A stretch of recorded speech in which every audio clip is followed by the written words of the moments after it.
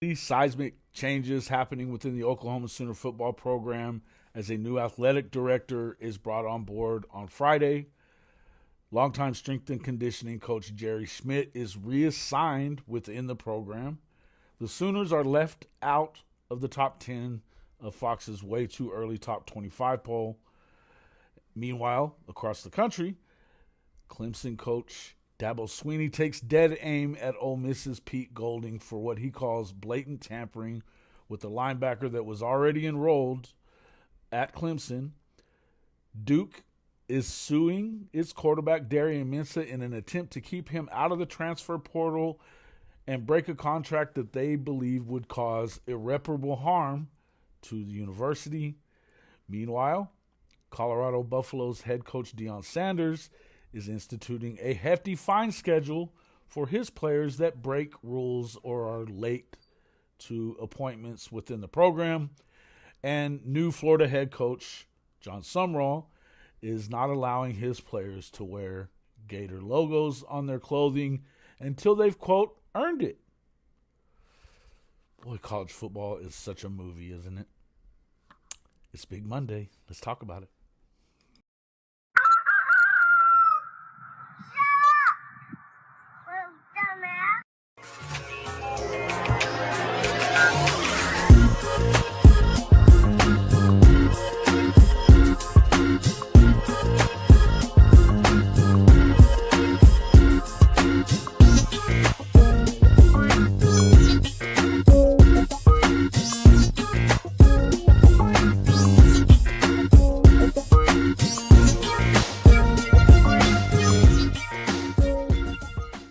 Good morning, good morning, good morning, and welcome back to Big Monday, Rise and Shine College Football.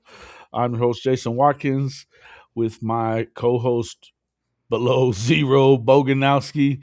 And if you love college football, you know you're in the right place. So before you forget, smash that red subscriber button, like our videos, and don't forget to ring the bell so you don't miss a moment of Hall of Fame college football. Welcome into the show, Big Bog. Good to see you, man. What's up? What's up? What up, man? Good to see you. Good to see you. Good to see everybody in the chat here. Penn State. Oh, goody, goody. Comanche Sooner. S4L. Welcome into the show, everybody. Go Seahawks. Also NFC champs. Good morning, Hall of Fame Mafia. Boomer freaking Sooner. Hey, man. What? It's such a movie in college football right now, as I was just saying in the, what's up there, Coach Ricks? In the preview, in the intro there, talking about all this shit going on in college football. You got Dabo losing his spring over Pete Golding. You got Duke, taking Darian Mensah to court, and Coach Prime got a big old hefty fine schedule for the Colorado Buffaloes, and the Gators can't wear Gator gear down in Florida till they earn it. What do you think? Pretty good shit. I mean, it is what it is. It doesn't distract us from what's really going on in college football. What is really going on in college football? I mean, the Big Ten's running shit. That's what it is. The Big Oh, Big Ten is the Big Ten fleeced everybody. The Big Ten in Notre Dame fleeced everybody. do explain what you're talking about, because I am interested in this conversation. We can put the rest of that shit on the I mean, back burner. so like okay, so we're not going to 16 teams, No. which I think was the natural progression and made the most sense to pretty much everybody, um, Mhm. except the NCAA. And I guess the reason why we're not going to 16 is because in the agreement, if we went to 16, like 2 years later or some specified amount of time that I can't remember right now, it was supposed to jump to 24. And the SEC is was like, nah, we ain't down with that. So I guess that didn't go through. So we're stuck at 12, which isn't too bad. But I don't like the you gotta get your boy coach on here, bro. I need to hear what he got to say about old Notre Dame. Like you It's want to not talk about really. You want to talk about a cakewalk into the playoffs every year. That's definitely going to come up too as well. But yeah, But coach, let me get back coach to will let be me get involved back in that let me get back to conversation. my final Not with point about us. that. Go The ahead. final point is the 9-game schedule thing. Obviously benefits the Big Ten more than it is for more benefits the Big Ten more than it does the SEC.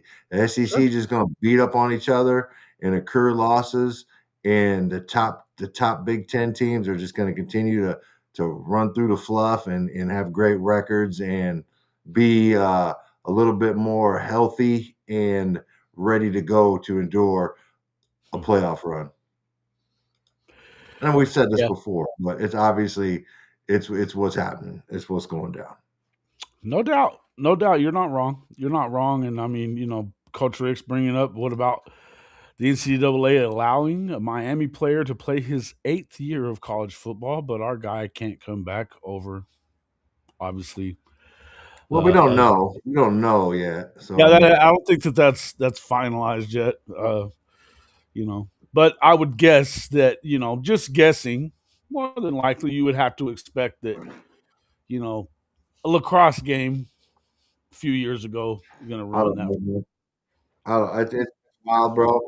You mean you got this dude? You got this dude playing 8 years. Like I need somebody to lay out like how that works. Like how does he get 8 years? I need somebody to lay it out. Kind of like how I laid out what I He's thought had my multiple best redshirt guess years, and then the of COVID Heineke's year. years. Yeah, yeah, I get it. He said It's multiple what? multiple redshirt years and injury stuff and stuff like that, I guess. But Dude, I don't get it. How do you get more than 1 year of medical? I I don't know. don't get it. COVID is something to do with it as well too. So obviously, over 8 years, he was in that COVID. Okay, He's in that that's COVID two. window You still. still gotta account for 6 years, bro. Like that's I got two. listen. You Don't still gotta don't account for shoot the 6 years, messenger. bro. Yeah, Bro, that's listen, if wacky. these dudes if Wacky. these dudes are getting medical shit, I got at least 2 years of eligibility left. Cause shit, half my time was hurt. I wasted years being hurt.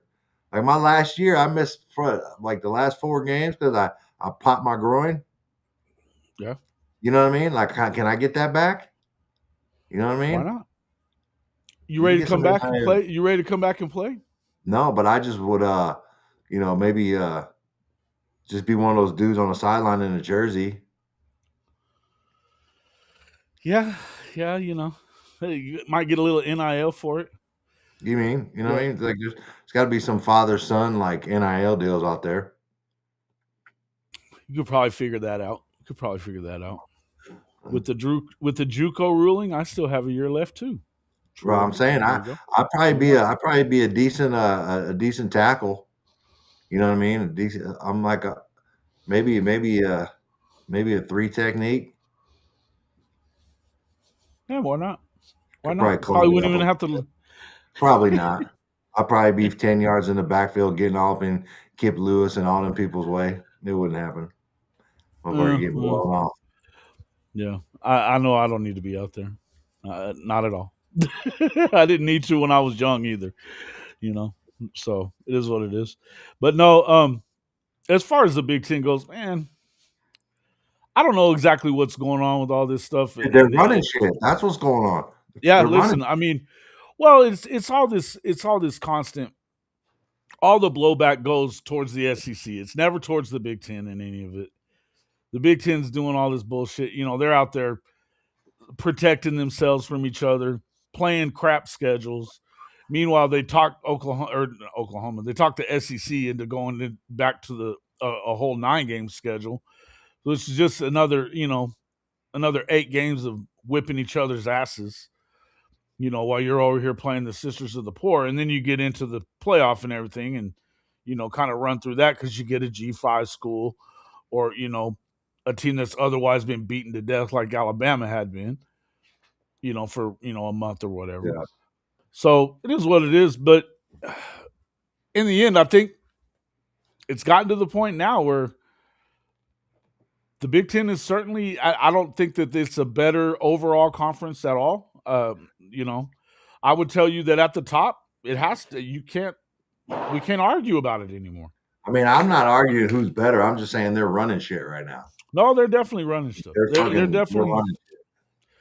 Well, and all the biggest amount of money is it. I mean, as much as people want to talk about the money that the SEC makes, and it makes plenty, it's not making Big Ten money. They don't have the same. It's not the same type of old money that runs through the Big Ten. All their little AAU horseshit and everything else that they, make a thing out of.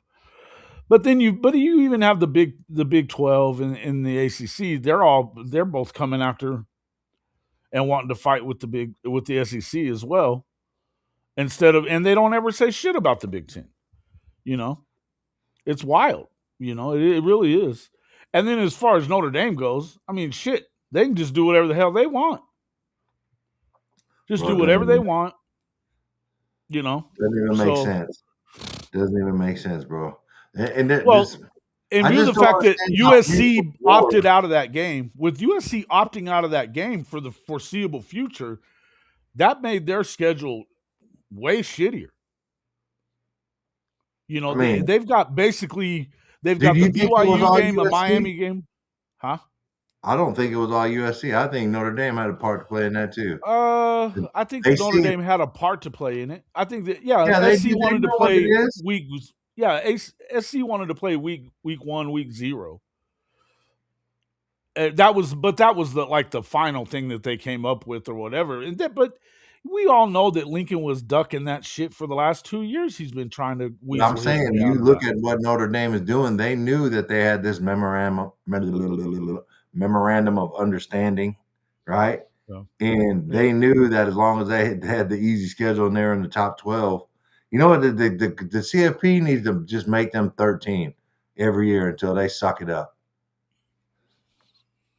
Yeah. Well, like stop being a bunch of whiny little powders, a bunch of little toddlers, and taking your ball and leaving, and all this stuff. They just rewarding that stuff, bro. It's like Notre Dame's a spoiled brats.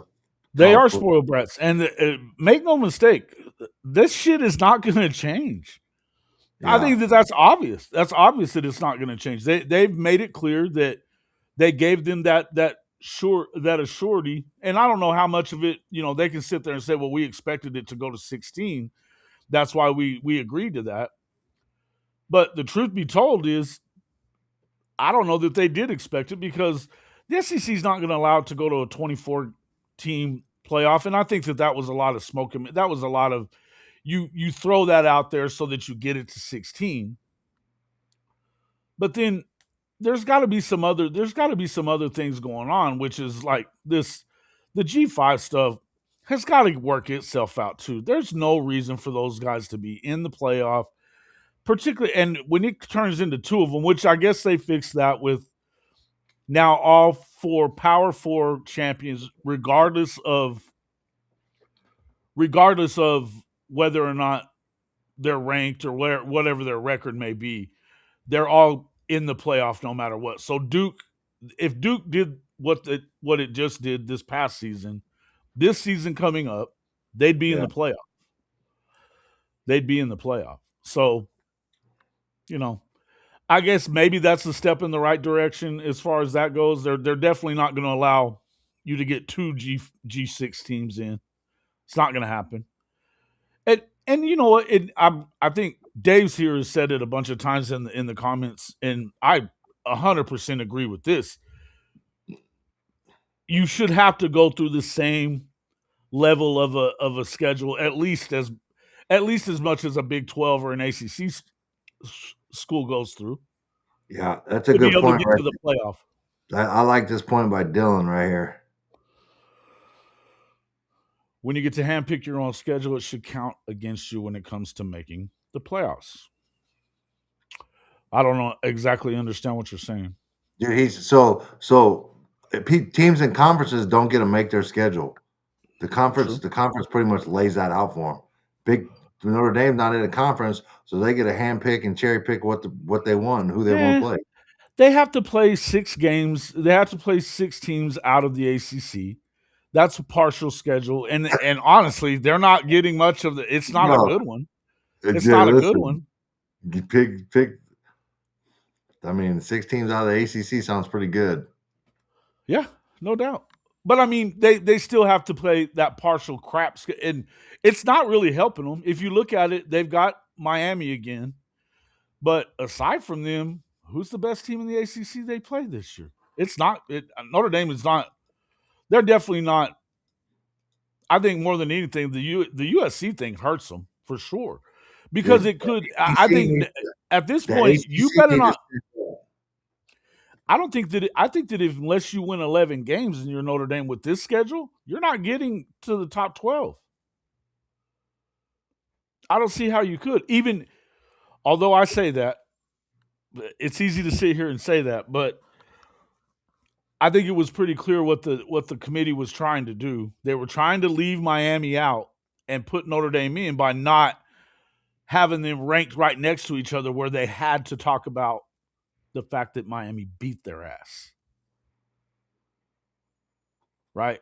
That's what Hunter Yurchek kept saying. Well, we're not comparing them because they're not ranked right next to each other, so it's not really about that. Bullshit. That's the first time I've ever heard that. But in the end, the Big Ten and the SEC want Notre Dame in the playoff. Make no mistake, they want them in the playoff. So I don't know. Do they also get to handpick the order of the games though, and pick when the bye weeks hit? They do not. I don't think so. We need to research that. Yeah, I think as far as like, well, their non-conference stuff. That Who's I scheduling it guess for they them? probably do. Who's Yeah, they probably. scheduling it for them, Jason? That's my question. If they're not in the ACC, is the ACC going to Well, take time and do Notre Dame's schedule? they're adding. They have to. They have to because of the fact that they've got to schedule them in with their teams that they're putting them up with. You know, here's the schedule for Notre Dame. I know that. Wisconsin. We need to know who's scheduled. I'm about to look this shit up, bro. Wisconsin at a neutral site is their opener at Lambeau Field. Then they play Rice. Ooh, Rice, big time. Yeah, Michigan State, trash. yeah. Purdue, trash. North Carolina at North Carolina, trash. Stanford, yeah. At BYU, there's a big one. So they go through their first what? 1, 2, 3, 4, 5, 6 games before they really have to play anybody, and it's number 11 BYU. Then they get an off week. Then they go Navy, Miami, Boston College, SMU, Syracuse. Now SMU is 17th in the way too early rankings. What that means coming up, who's to say, right? I mean, who's to say? I don't think much of them. But Syracuse, come on, fuck out of here. They're trash. Boston College, they always play them tough, but they're not a great team. I don't know. I don't know any of these games that honestly, if you lose more than one game, you probably shouldn't make it in. Now, will they make it in if they go 10-2? Most likely. Most likely. SEC is killing it because of those matchups. Why take that away? An elite team will figure it out in the CFP for the SEC. I agree with that. I'm not as worried about that as I am about just the cakewalk that everybody else gets to get in there. And then you keep on, you had 5. Yeah, everybody's talking shit about the SEC getting 5 teams in the playoff and then not even getting anybody in the championship game. But 4 of those 5 teams had to play each other in the damn bracket. Alabama and Oklahoma opened the damn thing with the game against each other, and then essentially that's what happened with Georgia and Ole Miss too, because Ole Miss had a G5 game against Tulane, who they had already blown out earlier in the year. It's a joke. Yeah, What's up, Bishop? I got this. I gotta know. I gotta try to figure this out, man. Figure what out? Who schedules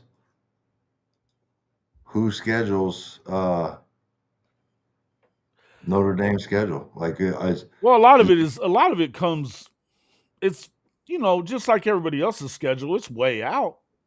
Why is no, Notre Dame all of a that's not what sudden? I'm asking. I'm asking who organizes and puts games in who at what date with which team?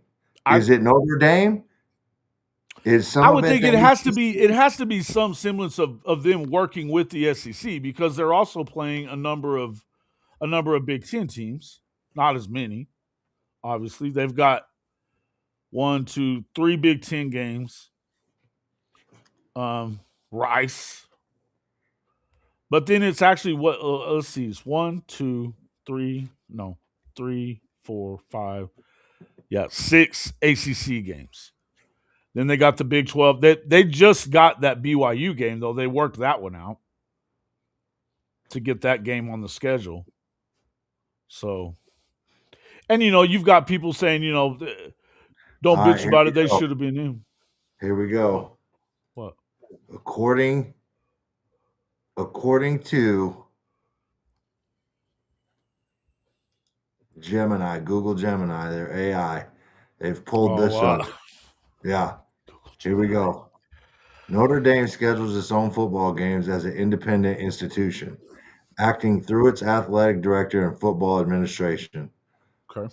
While the independent program maintains a long-standing schedule agreement with NBC Sports for home games, along with the commitment to play 5 games per year against the ACC, the Notre Dame athletics department directly negotiates with other universities to build their schedules. ACC partnership under an agreement, Notre Dame plays roughly 5 ACC opponents annually. So it sounds like it's Notre Dame that's doing their own scheduling, which is what I thought. Okay. So what does that mean to you? I mean, that validates what that dude's statement was at the beginning. Like, why should they benefit? They should be punished for scheduling their own weak Guys, ass schedule. the only thing I say to that is we can say should be this, should be that, this isn't fair, blah, blah, blah. We need to start talking about reality. It doesn't fucking matter what we think is fair. No. It's not. It's no. They definitely have an advantage. They have played themselves in the I'm depth aware of of the that. I'm conferences aware of that. has allowed them to finesse their way into the college football playoff every year. No, it's not. It's about money. Okay, NBC or whatever. The Notre Dame, It's not but just listen, about NBC. It's not. It's no, about but the that's how they're ratings that getting their they get. money from their TV contract. But if they are in the playoff, then they're going to play on ESPN and they're going to play on Fox at some point and all this other stuff too. It helps with the revenue for the But what does that CFP. have to do with the rest of college football saying this is bullshit? It. In I'm telling you that it doesn't matter to the rest of. it's It gonna doesn't matter. matter I to the people guarantee that you, matter. To it the is gonna people that matter. the It is people gonna that are matter. making the rules. No, it isn't going to matter. The Yeah. people that are making the rules are taking their side. The conferences are going to like this is we're out here Really? busting each Is other that up. is that what you just saw It's happen? gonna happen. It's gonna happen, guaranteed. When? When? In a couple of years, guaranteed. If not the next year when they start negotiating Oh, again for brother, the next you got college to football stop. playoff. Look, they could have done that shit to them this year, and they didn't. They went ahead and upheld that and made sure that they can get in, they can get a bye, Mm-hmm. they can do Mm-hmm. any of that shit. Mm-hmm. Yeah, but watch. I guarantee you. I guarantee you. Because all that's happening right now is each conference is out for themselves. Yeah, I don't And know how much. and Bottom line is, they if eventually, as that long may be as working for them now. It may be working for them now, but eventually they'll be fucking sitting at the little kids table. in the end, the bottom line for the SEC and the Big Ten, which is essentially ESPN and Fox, the bottom line for them, it behooves them to have Notre Dame in there instead of Miami or instead of BYU or instead of whoever. It behooves them to do that. They bring Why? more eyes Why? to the game. I'll tell Bring you, more life? I've said this a bunch of times. The Yeah, you may Northeast be part of right. the country, You may be the right. But Northeast. at the end of Let the me day, finish. Are you going to let me finish? Or are you just going to keep talking over can me? I finish? You sound like the dude on South Park. Can I finish? Can I finish? Okay, I'm finished. You ask a question and you don't You're the want me to first one answer. to interrupt somebody, but when somebody starts over talking to you, you Bro, what? Can you we ask finish? me a question and Okay. you won't let me answer you. I'm trying to Dude, answer you. your answers are weak. I've got the answer for why they want them in. We heard I don't it. care if it's weak or not. It's money. The Northeast, yes, it's TV money. The eyeballs. Look, the Northeast part of the country does not watch, by and large, doesn't watch college football. They don't give a shit about college football unless it's Notre Dame. Notre Dame has its own stations in New York, radio and television. They don't give a shit about any other college program, but they will watch Notre Dame. And that's a large segment of the country. In fact, it's the highest populated segment of the country. They are going to put Notre Dame in there if they can. They want those eyes on the games. And I can go back and look at the numbers. Last year in the CFP, they fucking blew up. They had more people watching their games than anybody else did. Who, Notre Dame? Yes. Oh, you talking about the year before last year when they actually made it? Yeah. Year before last year. Year before last season. Yes. So it is what it Okay. is. Good for Notre Dame. You and Coach I'm Rich just need to saying. I'm just talking about. I'm you and talking Coach, about not Coach Rich. realities.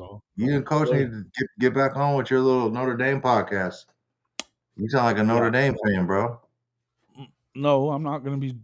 Me and Coach ain't working together anymore. We're done. That shit is over. Oh, shit. Yeah, his little Notre Dame horse shit was part of. He was throwing temper tantrums in here with everybody bitching about it. Because he knows. He knows. Yeah, he does. He's what he does. He's a fucking child. A fucking child, man. 60 something. Well, listen, man. I hope this is what I want to see happen, and that's why I think people will conferences and teams will like. This is how does these dudes get to schedule their bullshit ass weak ass schedule every year, and as long as they're in the top 12, they're making it. And I think people need to freeze them out, bro. I would agree with you, but nobody's going to do it though. Nobody's going to do it. I mean, they've got ACC games coming up. They've got games coming up with Texas. They've got one coming up with Auburn. They could easily do it if that's what they wanted to do. They're not gonna. Well, the ACC needs to start. The ACC needs to be like, why are we sacrificing teams to build up Notre Dame's resume? Yeah. Well, I think if you're looking at what the ACC is giving them, pretty shitty. That's what I'm saying. They're just sending lambs to slaughter for the good to Notre Dame. Syracuse and Boston College. Yeah, so is the Big Ten. It's ridiculous. So is the Big Ten. So the Big Ten's sending them. People are just allowing Michigan State, Wisconsin, and Purdue. Michigan State, Wisconsin, and Purdue from the Big Ten. Who did they sign this memorandum of understanding with? It would have been the SEC and the Big Ten. Yeah.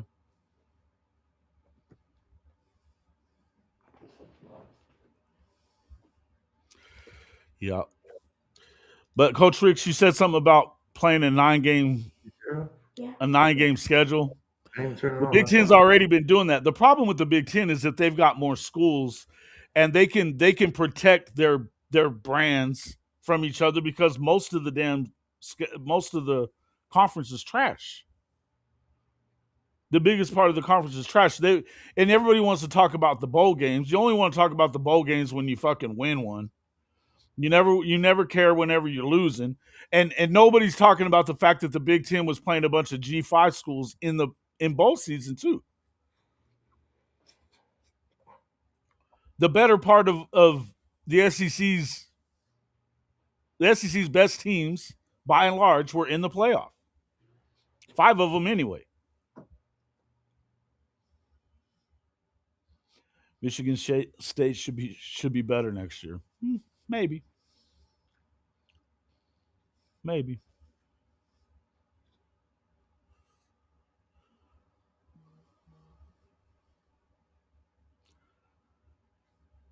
I guess that memorandum of understanding is with the College Football Playoff Committee.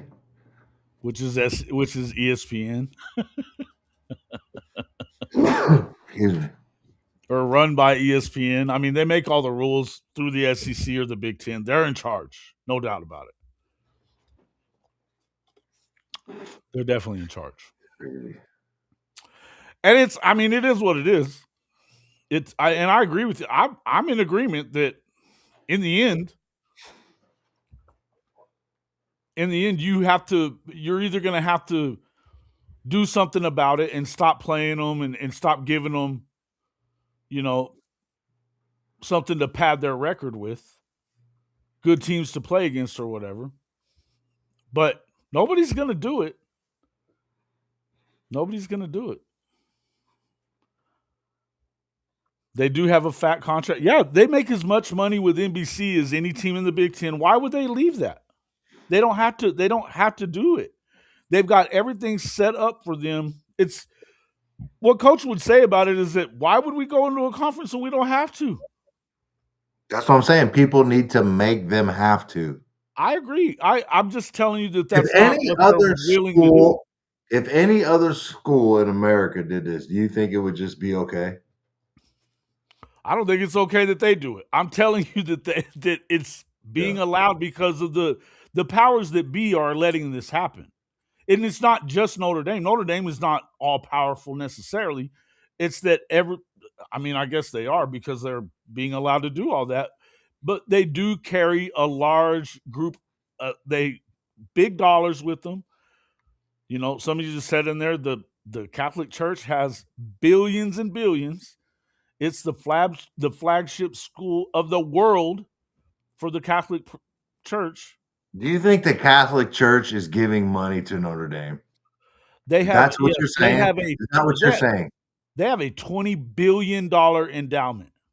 Is that what you're saying? That there's money going to Notre Dame from the Vatican.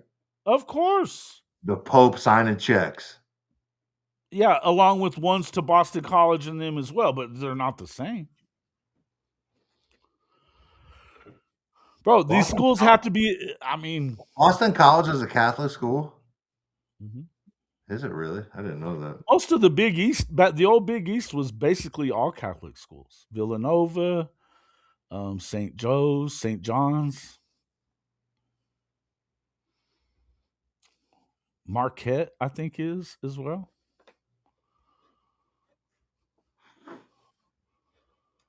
That's why you stopped giving ties to my Iglesia. Shut up, Benji. You're stupid, dude. If Notre Dame went to the Big Ten, talk about all the influence residing up there. No shit. Listen. They never do it. They're scared. They never do it. I'll tell you this much.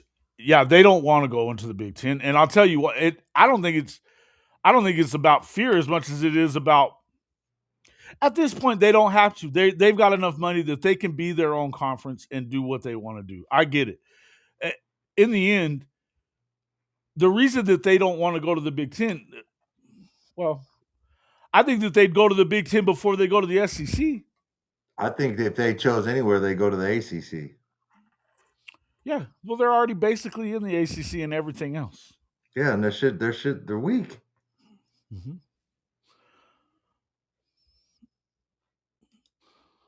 The Pope signing big Bob Barker checks. Dude.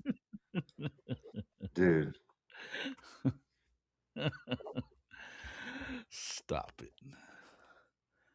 Oh, it's so funny. No protection schools in the SEC. Aggie was the closest, and they still couldn't make it to Atlanta or win a CFP game at home. Correct.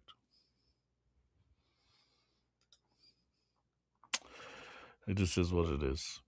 In the end, I think that where you started off saying that the Big Ten bamboozled everybody. You're right. You're right about that one. They got the SEC to agree to do the 9-game schedule. For the most part, we all wanted it. We'd rather see them play more. I knew this. I seen this coming a mile away, bro. Never for it. Never. I know, but I'm just saying a lot of people are like, well, we want to have our protected rivalries and blah, blah, blah. And I would say most of the SEC fans, and it does matter, that they only care about SEC football for the most part.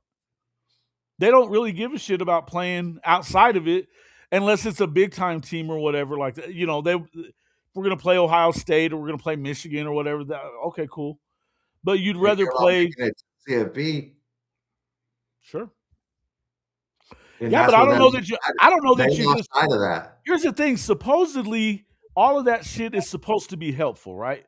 If you're playing in a 9-game schedule in the SEC, your strength of schedule is way up there, right? Dude, so you yes. should continue to get more, and they did get more teams. Boganowski, they did get more teams. What did we see from the College Football Playoff Committee this year? What did we see? What was like the biggest discriminating factor in the College Football Playoff? Losses, bro. How many losses you had? Yeah. And no matter what metric they think they can come out here to like try to make you like distract you from the fact that losses don't matter. Oh, it's a good loss. Oh, it was against you know what I mean? At the end of the day, no good loss got a team in the playoffs, bro. No, there's not, like, if that was the case, Texas would have been in. Or Vandy would have been in. Vandy should have been in, yeah. But they're not. Why? Yeah, but there was already 5. But it's easy to dismiss that and be like, you already got 5 teams in out of a 12 team. It doesn't matter though. It does, but that's the problem. It doesn't it's matter. Almost half. It's almost half though. I know, but guess what? We got the best teams supposedly. So if we got teams but that's why the Big Ten wanted this to 9 games, right? Because they know that losses matter. And the more losses we give each other, the less teams are going to get in. Right. Or 2. No doubt. That's all that y'all gotta stay woke out here, bro. Shit. I'm tired of coming on here and just putting y'all on. Y'all need to open them up. Bro, you're preaching to the choir over here. I'm telling you, they don't care about it. They don't care about what all of the bitching that goes on this program. They don't give a fuck about it. Who's they? The ESPN, Fox, SEC, and the Big Ten don't give a shit. I guarantee you Sankey is like, they fucked us, and now I'm gonna figure out how I'm gonna start doing the fucking. But you can't say that they got 5 teams in. So I'm gonna say this part. What they were trying to do, the strength of schedule metric clearly works because it put 5 teams in. Now, none of them had more than 2 losses, but there was a lot of teams that were like that. And I think you're right. In the end, you're going to have to the only way that this is ever going to be right, though, no matter what, is if they have some kind of centralized scheduling to where it's balanced. You got to balance this shit out. Now, that's going to be a problem with conferences, though, Boganowski. That's going to be a problem. If you want to play within the SEC, and then they're telling you got to go play this team and this team and this team, they're not going to nobody in the SEC is going to be okay with that. And that's not what they want. Sankey and them, I think they would rather, they damn sure want to be in the playoff. They want to kick your ass in the playoff year, but they don't want to give up the rest of the games that they have traditionally played all those years. They don't. Dude, all those games that they played traditionally all those years was before a 9-game schedule. So what would change? Like, what does 9-game schedule do to benefit all the games that they were playing previously in an 8-game conference schedule? I don't get it. It doesn't make sense. Well, yeah, because they were gonna start losing some of those games because you can't do every other year. What, like? It was going to be really unbalanced in the way they were doing it, which it always was, and people bitched about it. That doesn't make sense to me. When A&M played Georgia one time in the 11, 12 years that they were in the SEC once. Yeah. But that's not what they want. I mean, everybody bitches about that. But that's not a rivalry game. That's not what we're talking about. We're talking about no. But I'm saying, well, but in order to keep those rivalries, that's why they were able to do that. But once they got rid of when they got rid of divisions, that was going to make that hard to do without a 9-game schedule. And so they still weren't going to do it unless they knew that they were going to get that metric to matter. And they got 5 teams in, so it's not like you can say it didn't work. Now, we'll find out moving forward if they continue playing the Sisters of the Poor in the Big Ten like they do. And the same with the Big 12. The Big 12 is not playing anybody either, nor is the ACC. Outside of their schedules, and then I would say the ACC is protecting its members also.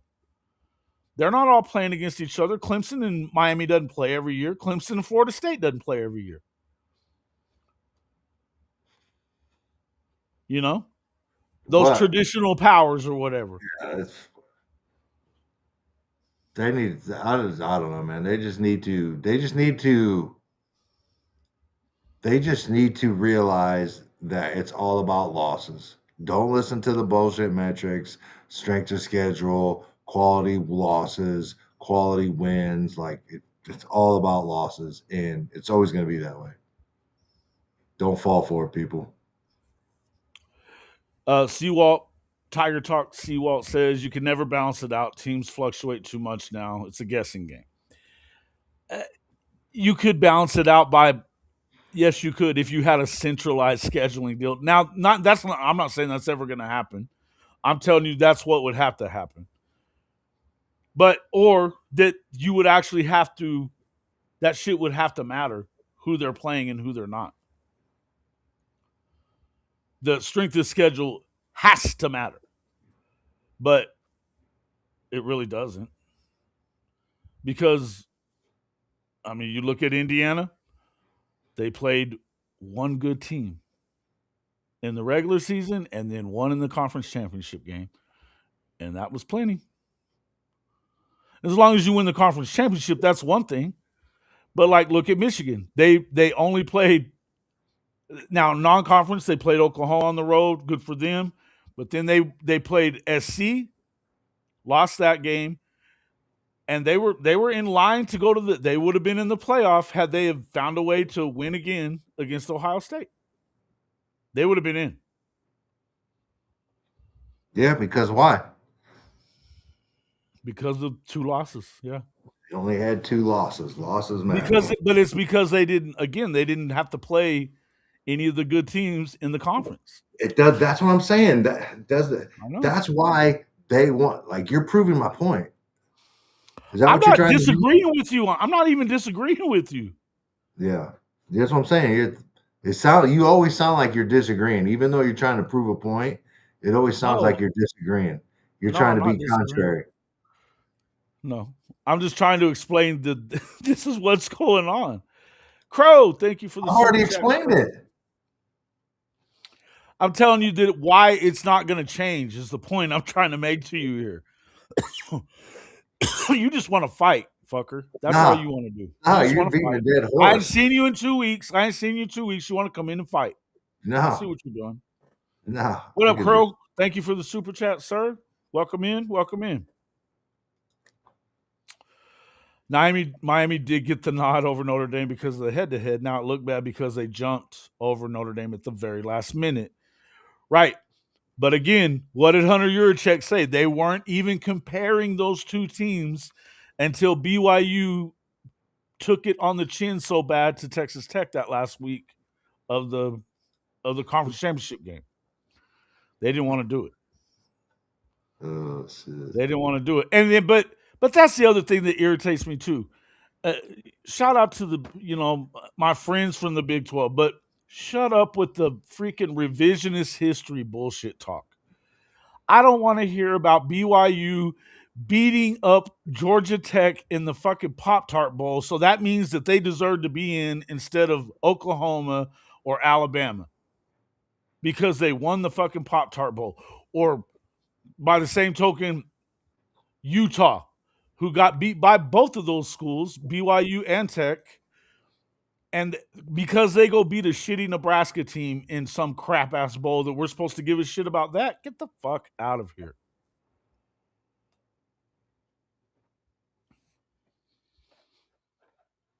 Nebraska. Nebraska. Big Red. Fuck out of here. Trash. Who's you guys are talking shit in here? Is that what's going on? You want to fight, Crow? Crow, you always want to fight. That's what you do. Yeah, he's dropping that bullshit. Yeah, he's because he came in wanting to fight. He's talking about I'm being contrary. He came in wanting to fight. Bullshitter. Bro, all I'm saying is I made that point 20 minutes ago. That's all I'm saying. And you're still trying to explain it, which leads me to believe that you're I'm not trying to explain it. I'm telling you that it doesn't matter what we think. And we all heard it like 20 minutes ago. We weren't just talking about that again. You're the one getting all butthurt about whatever's being said. Came out and said the conference. Yeah, Dan Beebe. Oh, Lord have mercy. Man, even Beebe came out and said that the conference would allow the game. And Nebraska agreed to it despite different divisions. OU was down at the time and didn't want another let. That's bullshit, too. What are you talking about? Stop it. Stop it.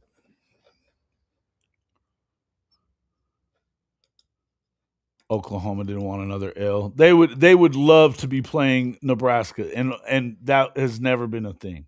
Oh man, it would be sweet to play Nebraska if we could have had them on the schedule. It would be cool. It would be. They should be playing them. They should be playing Oklahoma State too. Yeah.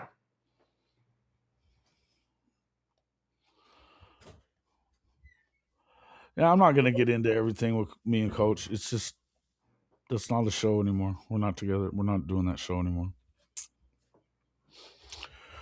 That's all. That's all. We'd love to hear it though. Yeah, I'm not doing We'd all love that. some of that tea. Yeah, I know everybody would. Well, a lot of people were in there when all the shit went down. So Went down live.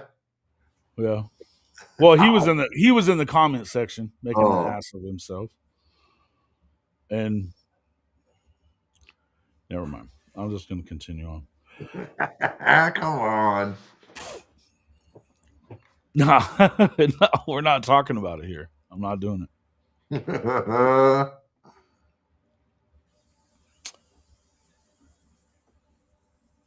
Yeah, the Big 12 said, no, we don't want one of the top rivalry games to be played. Oh, so it was on Oklahoma, though. Come on. Bro, you're one to sit here and talk that stupid. A Texas fan who screwed the entire conference up yourself. The Texas ran everybody off. Everybody that left because of Texas. And you're going to talk shit here? Get out of here, bro. Get out of here.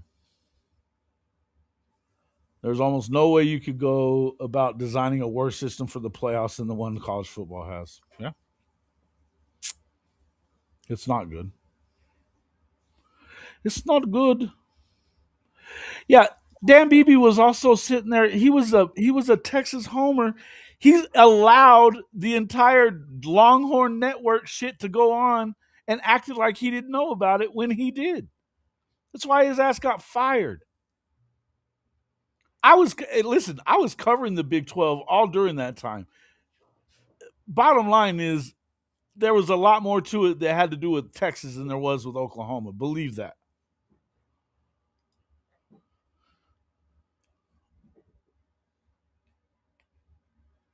Longhorn Network.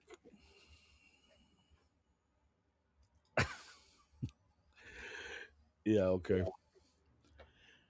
Big 12 ain't shit for Oklahoma. Yeah. Look, in the end, the Big 12 imploded because it allowed Texas to implode it. And then whenever, then after the fact, they were never proactive about anything. They were hemorrhaging fucking programs. They allowed Baylor and TCU to neither one go to the playoff that year because they didn't have a conference championship game. It was stupid.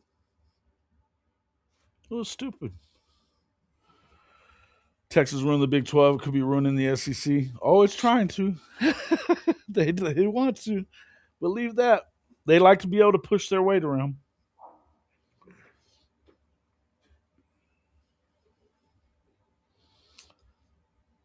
No, Nebraska leaving to the Big Ten had everything to do with the Longhorn Network.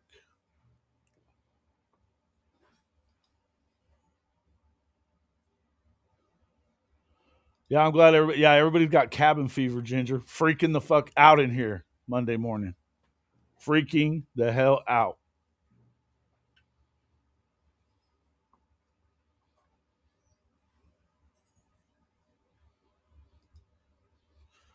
Yeah. Let's see. All right. What do you think about this Dabo thing? Let's move off of this conversation. I don't even care about Dabo. What he feel like it's like that. That rant of his was pretty priceless, though.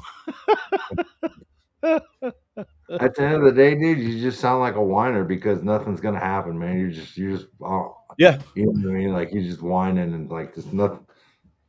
Keep your players, bro. Give them more money. You know what it feels like? Make a Well, deal. Give them more money. Dabo may just have to go the way of freaking Saban and just get out the game, or Coach Klein from Kansas State. I'm not sure why he's not already gone. Just get out the game, bro. Why is he not already gone? He bitches and bitches and bitches. Bob, Seawalt, are you still in here, Seawalt? I'm gonna text Seawalt's ass, tell him to get his ass back. He made plenty of money. Without a doubt. And make no mistake, all this shit, a lot of it has to, number one, he's not wanted to play the portal game for so long that they're way behind on how to do it. Yeah. They didn't have the kids sign rev share or NIL. So I don't know what you're going to be able to do. Ah, there he is. Talk to us about the Ole Miss situation. Talk to us. I haven't even watched the rant. I didn't even watch it just because I was just like, oh God, here we go. Hey, Seawalt, are you working? If you can come on. What up, Richie Dubs? My guy. One of the only Ohio State fans I can stomach. Tiger Talk. Let's see. Hey, Seawalt, are you busy working or can you come on for a minute? You can even just shit. Can you come on voice? Okay, well, never mind. Anyway, to me, you know what it feels like to me? You know what it feels like to me with this whole deal with him is that this is a good excuse for him to lean on whenever they're ready to fire. Whenever they're ready to fire his ass this year. Because I think they want to fire him out of a fucking cannon already.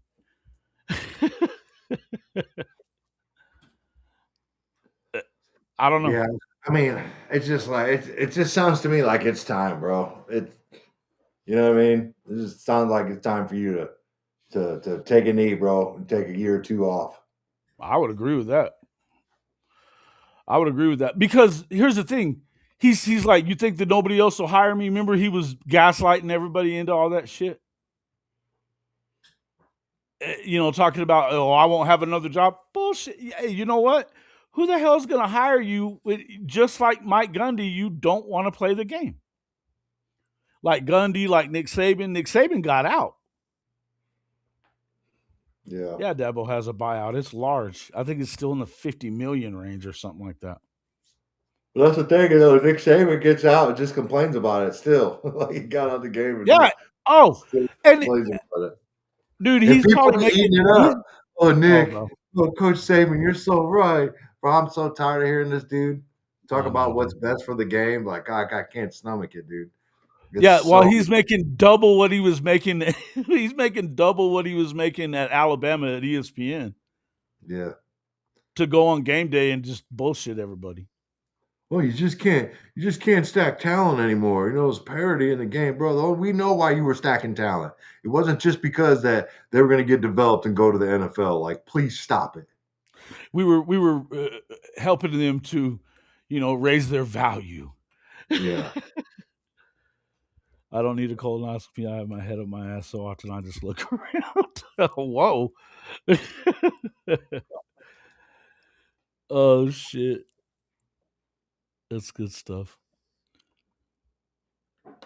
I'm still bad inside the man, it's colder than shit, man. You frozen up there? How bad is it up there? It was -10 this morning. Felt like -22. Yeah. It's been single digits here in New Mexico where I'm at. Came for my Yep. mom's birthday, froze my ass off here too, just like I would have froze my ass off in Oklahoma. Couldn't even go south and get it any better because they're freezing their ass off down there too. Yep. It's fucking 20 degrees here. Where are you at? Where are you at, Crow? You're down in San Antonio or Dallas? Okay, let's see what Seawalt says. Frelly was out of the portal and enrolled. Rev share or NIL played no factor in his tampering claim. It is what it is. Yes, Clemson is behind, but to be honest, defense didn't do a bad job.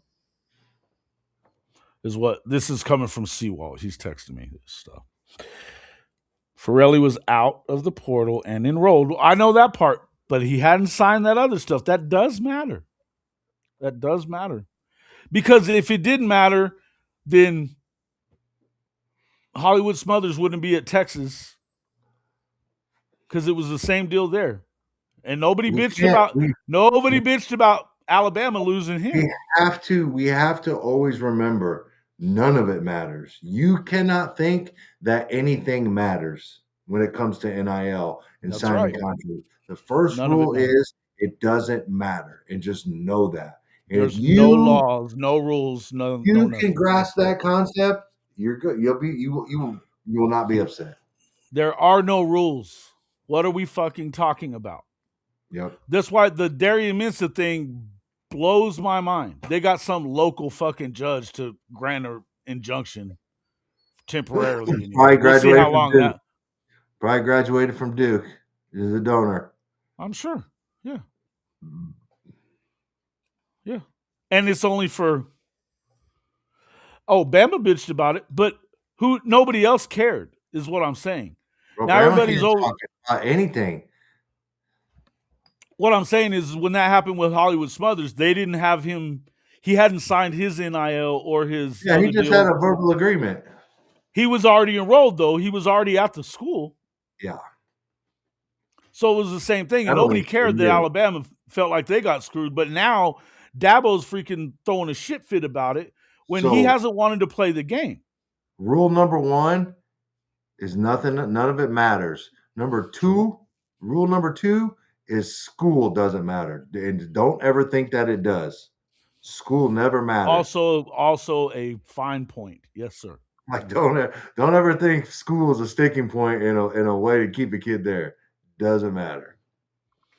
I'd like to see the contract of the kid in Washington. That contract seemed to. I don't think it was as much about the contract as it was. They were probably kind of off him. I don't think so. They were going to have to pay him. They were going to have to pay, but I think they would have. Hell, they just win it. I mean, LSU went and paid for 3 elite quarterbacks in the same portal cycle. I mean, I don't know how much that dude from Elon got, but I can't imagine it being that much. Well, he was high up everybody's list of. He was in the top 100, top 50 anyway. LSU wasn't the only big time school trying to get him. Yeah. So I don't know. Yeah, rule number 1: there are no rules. Rule number 2: remember rule number 1. Correct. Richie Dubs hit it on the head. Yeah, it's 10 degrees. Oh, school doesn't matter. You gotta throw that in there though. School doesn't matter. School doesn't matter. Rule number 3 is remember rule number 1 and 2. True. School doesn't matter. School hasn't mattered in a long time before NIL. Some places it may have. Not at football factories it didn't.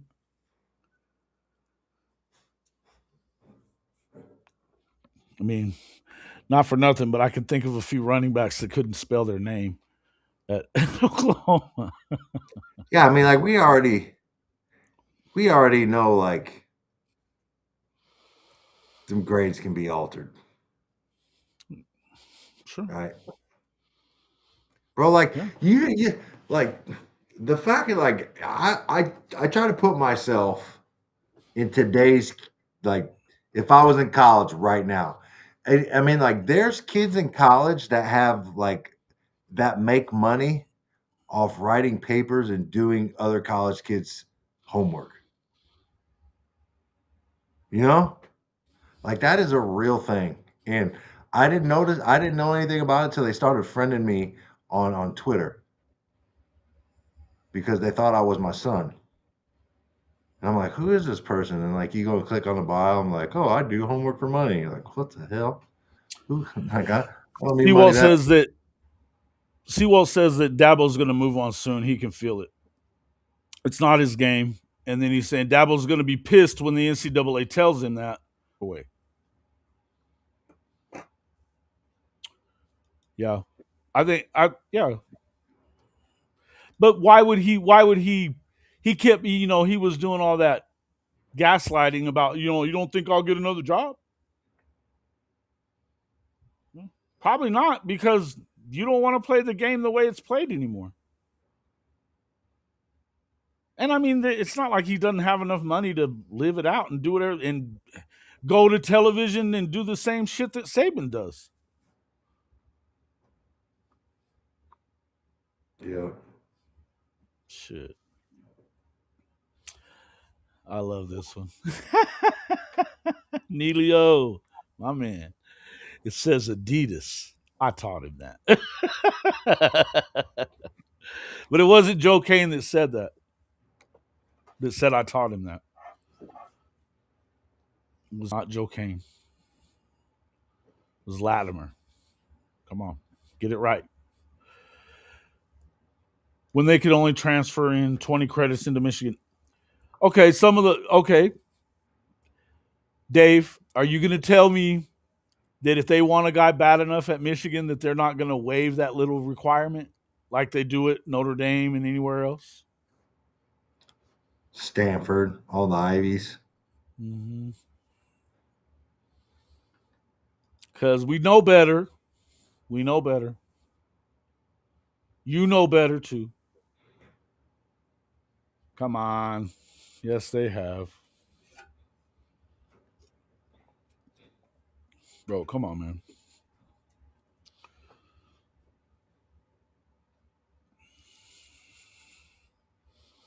Yep.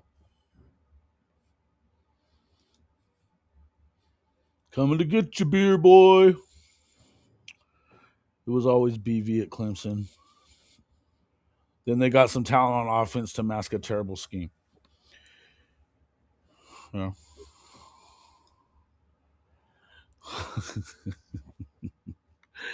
Hail to the victors, champions of the West. Extra points to pass the test. That a girl. Exactly. Correct. Jin J. See?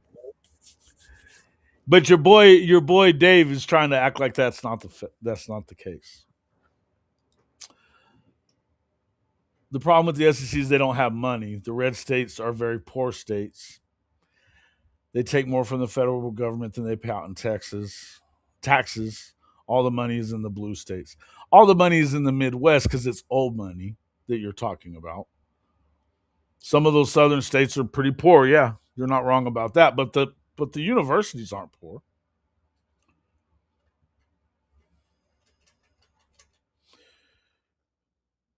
It's only transferring in. They're not having a hard time getting transfers.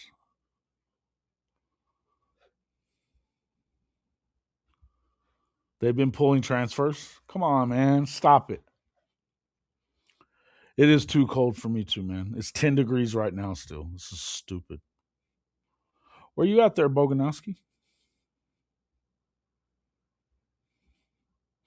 I'm going to take a quick bathroom break as well. Check out our new commercial from MyBookie. Hey, everybody, before we get back to the show, I just want to take a second to shout out our partners at MyBookie. Hey, if you're watching games in college football, NFL, the NBA, NHL, or combat sports, you may as well get some action on it. MyBookie lets you bet on anything, anywhere, and anytime using point spreads, totals, money lines, and even futures. Hey, you can even bet live while the game is going on. If you're new, they'll even match your initial deposit up to $1,000, so your money goes further right out of the gate. At MyBookie, you can use the online sportsbook or play casino games, many of which feature live dealers. All of it's in one place, and it works just as smoothly on your cell phone as it does on your laptop. MyBookie allows you to deposit with cryptocurrency, features top-notch customer service, plus a rewards program that actually pays you for being a regular player. So if you're going to put action on the games anyway, do it the smart way and deposit with MyBookie and Hall of Fame Media. Just click the link in the description, hofmedia.us/mybookie, and you can take advantage of your first deposit match right now. You can support the show and get more bang for your buck all in one click. Quick reminder though, whether you're gambling at the casino or online, make sure it's only for entertainment purposes. Never bet more than you can afford to lose, and don't go chasing losses like a knucklehead. If you or someone you know needs help, text or call 1-800-GAMBLER. That's 1-800-GAMBLER. All help is free and confidential.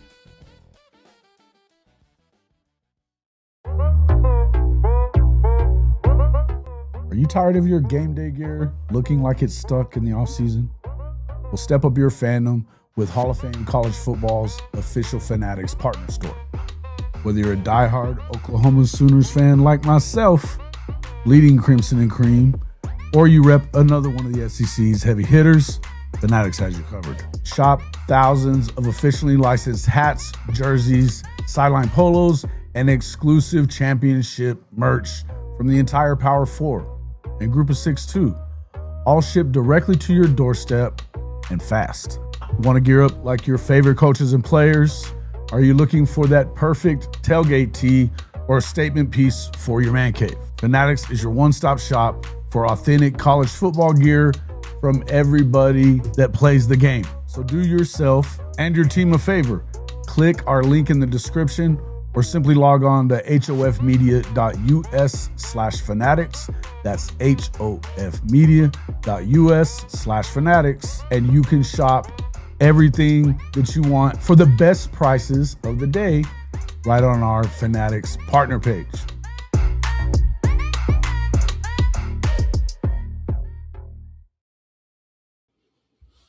Only you, Benji. Only you, buddy. Yep. Trying to get you in debt with MyBookie. Come on, man. Somebody's got to sign up before that can happen. It hasn't really been happening. Got to support the program, folks. Got to support the program.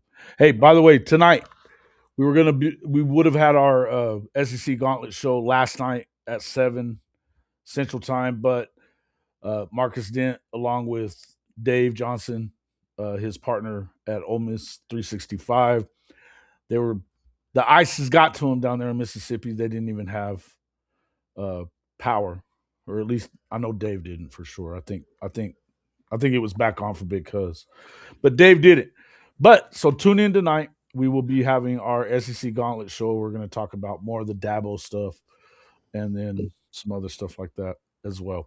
Make sure you get over there and check it out. We're going to have multiple SEC content creators on the show as well with us. It's a live stream tonight. So get over there and check it out. All right. The Darian Mensah thing is weird, though. All this stuff with Dabo, it's not really the same. The Darian Mensah stuff, though, they're literally got some guy to, give them that. I guess they want to go to arbitration is what it sounds like, so that they can get whatever amount of money. But I know that Miami was willing to buy him out of the contract. So I don't know what their big deal is, what they're freaking out about. Don't think it's legal in Oklahoma, is it? What? Gambling? What's not legal? Shit, I can't. I can't do that in Oklahoma. I got to do all my betting before I go down there for games. Yeah, or go to the. They don't have sports books in Oklahoma either, huh? Yeah, they do. Yeah, they do. Well, right? I think you have to do it at the casino, though. Yeah. Now I can't get on my DraftKings sportsbook and get after it. Mm-hmm. It was like that in Vegas too. They didn't let you get on DraftKings or nothing, or really anything outside of like the stuff that they have within the state. They ain't gonna let you take that shit away. Yeah, gambling. You can gamble at all those casinos though. So let's see, Washington too. Yeah. Oh, let's see. In the grand scheme of things, Mom, school does not matter. It doesn't matter in the grand scheme of college football. Not anymore. It's a pro sport at this point. Texas just needs to legalize it. Yeah. They don't want to do that either. It's a bunch of weird shit. Bunch of weird shit going on in all these states. Let's not get into all that though. What what do you guys all think about not going to 16? Do you think that 16 teams solves this problem? Because I'm not sure that it does. I mean, I think it alleviates it. Does it? Like I don't even what problems you guys are viewing is different from the problems I think the CFP has, and I think it's seating and scheduling, and I don't like how they do it, and I think certain teams have fair and unfair advantages. Sure. And the way that they're seating it, I'm not going to go into all that. You can go back and Well, yeah, watch. the committee is the You know, selection but what I'm process is saying is it's like garbage. 16 teams makes the bracketing and scheduling and seating that much easier. I don't think anybody wants the bye. I think everybody's pretty sold on the bye week, and they need to move it up. 1-7. They're 1-7. They Yeah. need to move it up. They need to move it up. I would agree with that. What Josh Pate had to say last week, I think he was echoing what he heard from others, or what some of the things he's heard from other people. Because I'm he's not the pretty only sure he one got some of saying that it, shit from me. huh? I'm pretty sure he got some of his shit from me. Yeah, Like I'm listening to this sure. pod, he probably 100% stole some of my shit Yeah, I'm sure he's listening to our pod. for sure. But definitely, he's not the only one saying it. The point is, everybody's been saying this for a while. That number one, the buys it's theoretically right now the buys look really bad because they're getting a month off and everybody else is only getting off. They're getting off basically what 3 weeks. 3 weeks is what they get off, but then they're playing a week before. They're basically got 5 weeks off. No, 4 because anybody that got the bye had to have played a conference championship game. So they still get a month though, but everybody else has already played a game and knocked all that rust off. I think that's what's killing it. So I'm with you. I think you're going to have to move it up. The problem with that is the Army Navy game has a fucking chokehold on that week. They are not sharing it with anyone, and I Nobody don't know cares. that anybody can make them do it. Did Trump signed Trump signed some kind of legislation stating that that's that's their weekend, that's their Saturday. It's always been there. Well, CBS paid a lot of No, no, money no, to but make like it exclusive too. Trump like signed some I saw that something about that. Yeah, I was like, dude, shit, that's It didn't make crazy. it easier. Didn't make it better. No, I know. I'm with you. So it's like that's the biggest problem is that you can move all this shit up, and that's all well and good. I think if you want to fix bowl season, you move it to the front of the year. I don't know that anybody really wants to do that. And I mean, the bowls. Do you think they want to do that? I I doubt it. mean, like, here's the deal about like I got to go back to the Army Navy game. Like that's just that's like torture. I ain't even gonna lie to you, man. Like watching Oh, those it's football trash. games, It's a terrible football it's game. like I just like they're just force feeding. Just so The like only I listen, football on. It's the dude. only football on. God, God, man. Brandon Snake, the Army Navy game is still awesome though. I get what it's the pageantry It's of it. I everything up understand all that. until the game starts. Yep, cool. And then like, Correct. Correct. you know what I No, mean? the pageantry of it, the tradition, I understand it. I'm not Like overall, Trump I'm not. the coin toss was like the biggest part of the game. Yeah, You know? it's not. I don't have a problem with that. The game itself does not deserve to have its own week. It's Yeah. not the Super Bowl, for fuck's sake. Yeah. Yeah. It's not. So that's where I look at it. I'm like, and they'll allow, like, that Celebration Bowl goes on that week. That's the only other game that they allow happening that week. And then, of course, the NFL, they can't do nothing about the NFL. But Bro, you know, next year, but CBS also paid a freaking king's ransom to exclusive. I mean, for college football, it's exclusive. what are we doing? Dude, next year, the next year, they don't care about fixing the problem is the point. National They don't championship care. game is going to be played a year from now. Yeah. Like a whole week later. Uh-huh. The 25th of January. Years. The 25th of January. Mm-hmm. Come on, bro. Correct. Mm. Yeah. And they've got to fix it somehow, though. And even if they don't do that, though, they could, if they moved everything up, like, now here's another issue, though, that you're going to have with that. All these rivalry week, SEC does not want anything to do with changing rivalry week from Thanksgiving week. They don't want it. And for that matter, neither does Michigan and Ohio State. They don't. Yeah, why would that get moved? Because they would move conference championship week to that week. And that's part of the regular season, though. Yeah, that if you're moving everything up, then it would move. If you're moving week 1 a week earlier, which is what they're talking about doing, right? In order to do that, then you have to change rivalry week. It goes up a week as well. And then conference championship week is the week of Thanksgiving instead. Oh, I don't really have a problem with that, to be honest with you. As long as it stays, as long as they still get rivalry week, like as long as it's, That I know that you don't mind it, and I don't necessarily mind it either, but the powers that be that play that week have a problem with it. Dude, they need to just big dog the Army-Navy game, bro, and just, hey, guess what? You guys can have that 11:30, that early slot. Mm-hmm. You know what I mean? And then we'll go the 5 and 7 or 5. Yeah, we won't play any games during that time. We won't conflict with you. I agree with you. That's the workaround. There you go. See, I don't want it to move. I get to see my kid on Thanksgiving and watch the game. Michigan, Ohio State guy. Yeah. It's not, again, all these things that, it's easy to say, yeah, this is a fix. But if it was easy to do, it would have already been done. And when it comes the fairness stuff, nobody gives a fair is where you judge pigs, bro. Nobody cares about fair.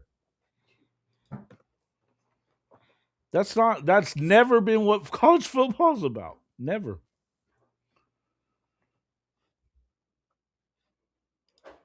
Yeah, wish we could have Bedlam back for our in-state revival again. Oklahoma State has to want that. They don't. By and large, they do not.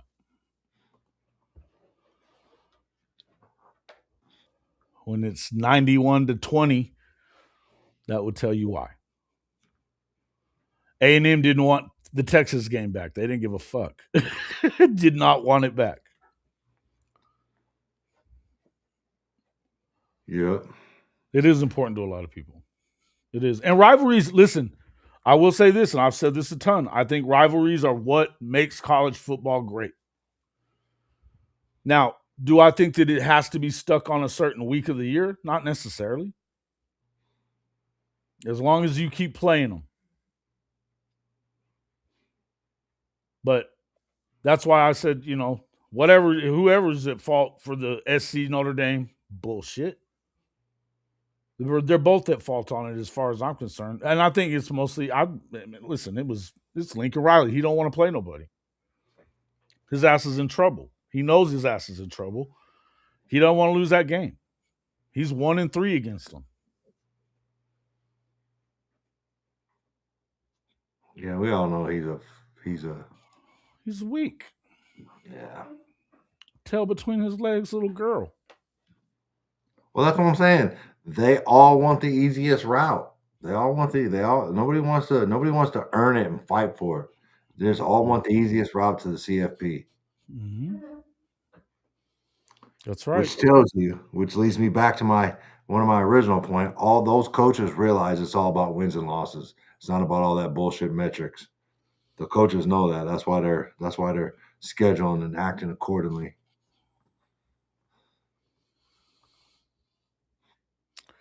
As for that's not right. And a home field advantage? No, it isn't. It's how could you even say that by watching the football game and seeing that it's split down the damn middle? Come on, S4L. Come on, bro. Come on, man. Just saying shit to say it. And listen, the Cotton Bowl's a shithole. Don't get it twisted. Don't get it twisted. The Cotton Bowl's a shithole. But the game is it's gotta stay there.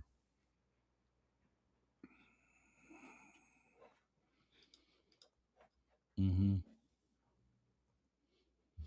18.4 million people watched the game last year. That is like 100K from 2 of the playoff games. They don't want to lose it. Yeah, I agree. They're not going to lose. They wouldn't lose it. Why would they lose it? Y'all are going to automatically stop hating Ohio State because it's not played on Thanksgiving. Get out of here, bro. Come on. Yeah. Yeah. Dave, I mean, I'm with you on a lot of stuff. Not this one. Not this one. Hoosier Dave. It's all about wins and losses, then perhaps you should try winning. Oh, I love Hoosier fans. They're new to all this. They're new to all this winning stuff. So they're gonna stick that chest out, like a banny chicken and talk that shit. Hooray for you. They dominated, bro. They dominated. They were very good. They were very good.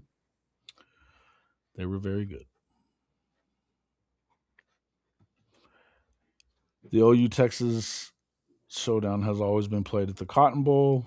For a long time it has been, yes. A long, long time. But I mean, when they were talking about like you could still play it in Dallas, be the midway point or whatever, if it really is the midway point, and play it at Jerry World where it's, the amenities are worth the shit. But no, we don't want to do all that. We want to run out of water in the second quarter. Well, I will say that this year's experience was better. It was better. I mean, on the Oklahoma side of the stadium, it was on renovations and all that stuff. Like, I guess the only thing that I really saw that I think that was improved was some of the concession areas right there where we were at. But I mean, it was a bitch still to get up and down and find your way around there. Yeah. But knowing a little bit more, knowing like this, my second year, knowing like where I had to get and where I was seated. That's not even like Jesus. Struggling this morning. I said seated, knowing where I was seated. Knowing where I was seated. Seated. Knowing where I was seated, I knew which side I didn't go in on the opposite side. I have to fight my way around to the opposite. You know what I mean? Like I went in on the proper side. So that alleviated an hour and a half, 2 hours of standing in line. Correct. I got there at the last minute and made it in fine because I knew where. Bro, they got all these like little side gates that I didn't know about. like these little ones tucked off behind some shit that you wouldn't even know was there. Yeah. And shit, dude, I walked in, was up in my seat in less than 5 minutes. The year Yeah. before, it took me two Me and a too. half hours. I know, man. I remember because you were waiting on me, and I was there, but I walked in the stadium, and you were like, "Man, I barely got in here." And I was like, "Dude, I was 2 hours behind your ass." It was ridiculous. Wild shit. Florida and UGA are not going to home at home. They are not. They are not. Kirby talks about that shit all the time, that he would rather do that than go and change it and have to go down and play in Orlando or whatever the hell while they're doing the renovation. They're jumping through hoops for Kirby. They are not going to go to a home and home. They're not.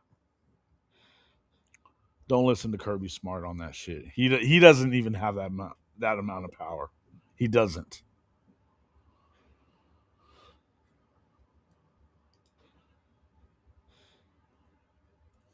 Yeah. I mean, there's another side of that coin there, S4L. You know?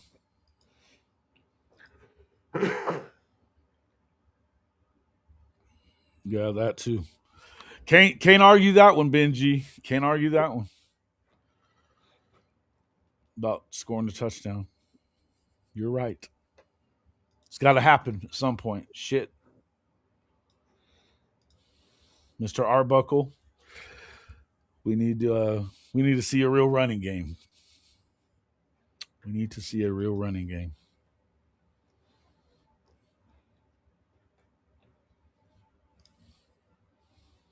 So happy to hear what.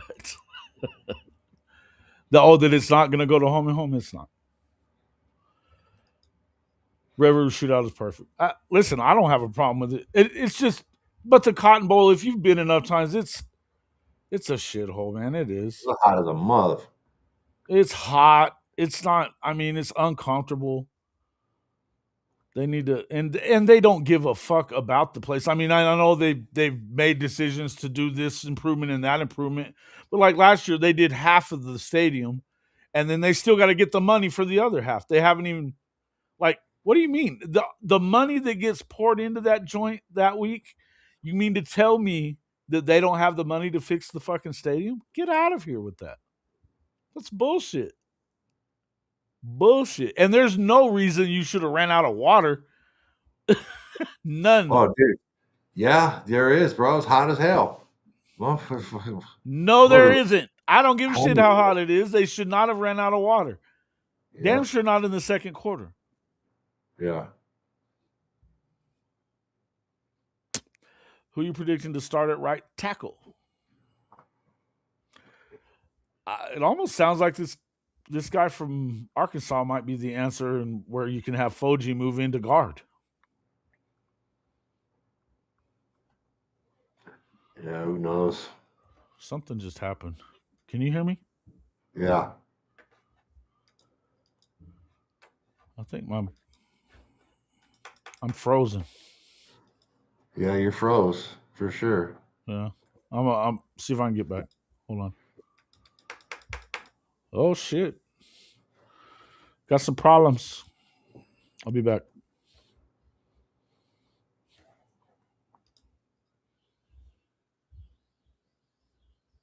Maybe. Oh Lord. Froze up, bro. Froze up. That's on brand with what's going on right now. Froze up.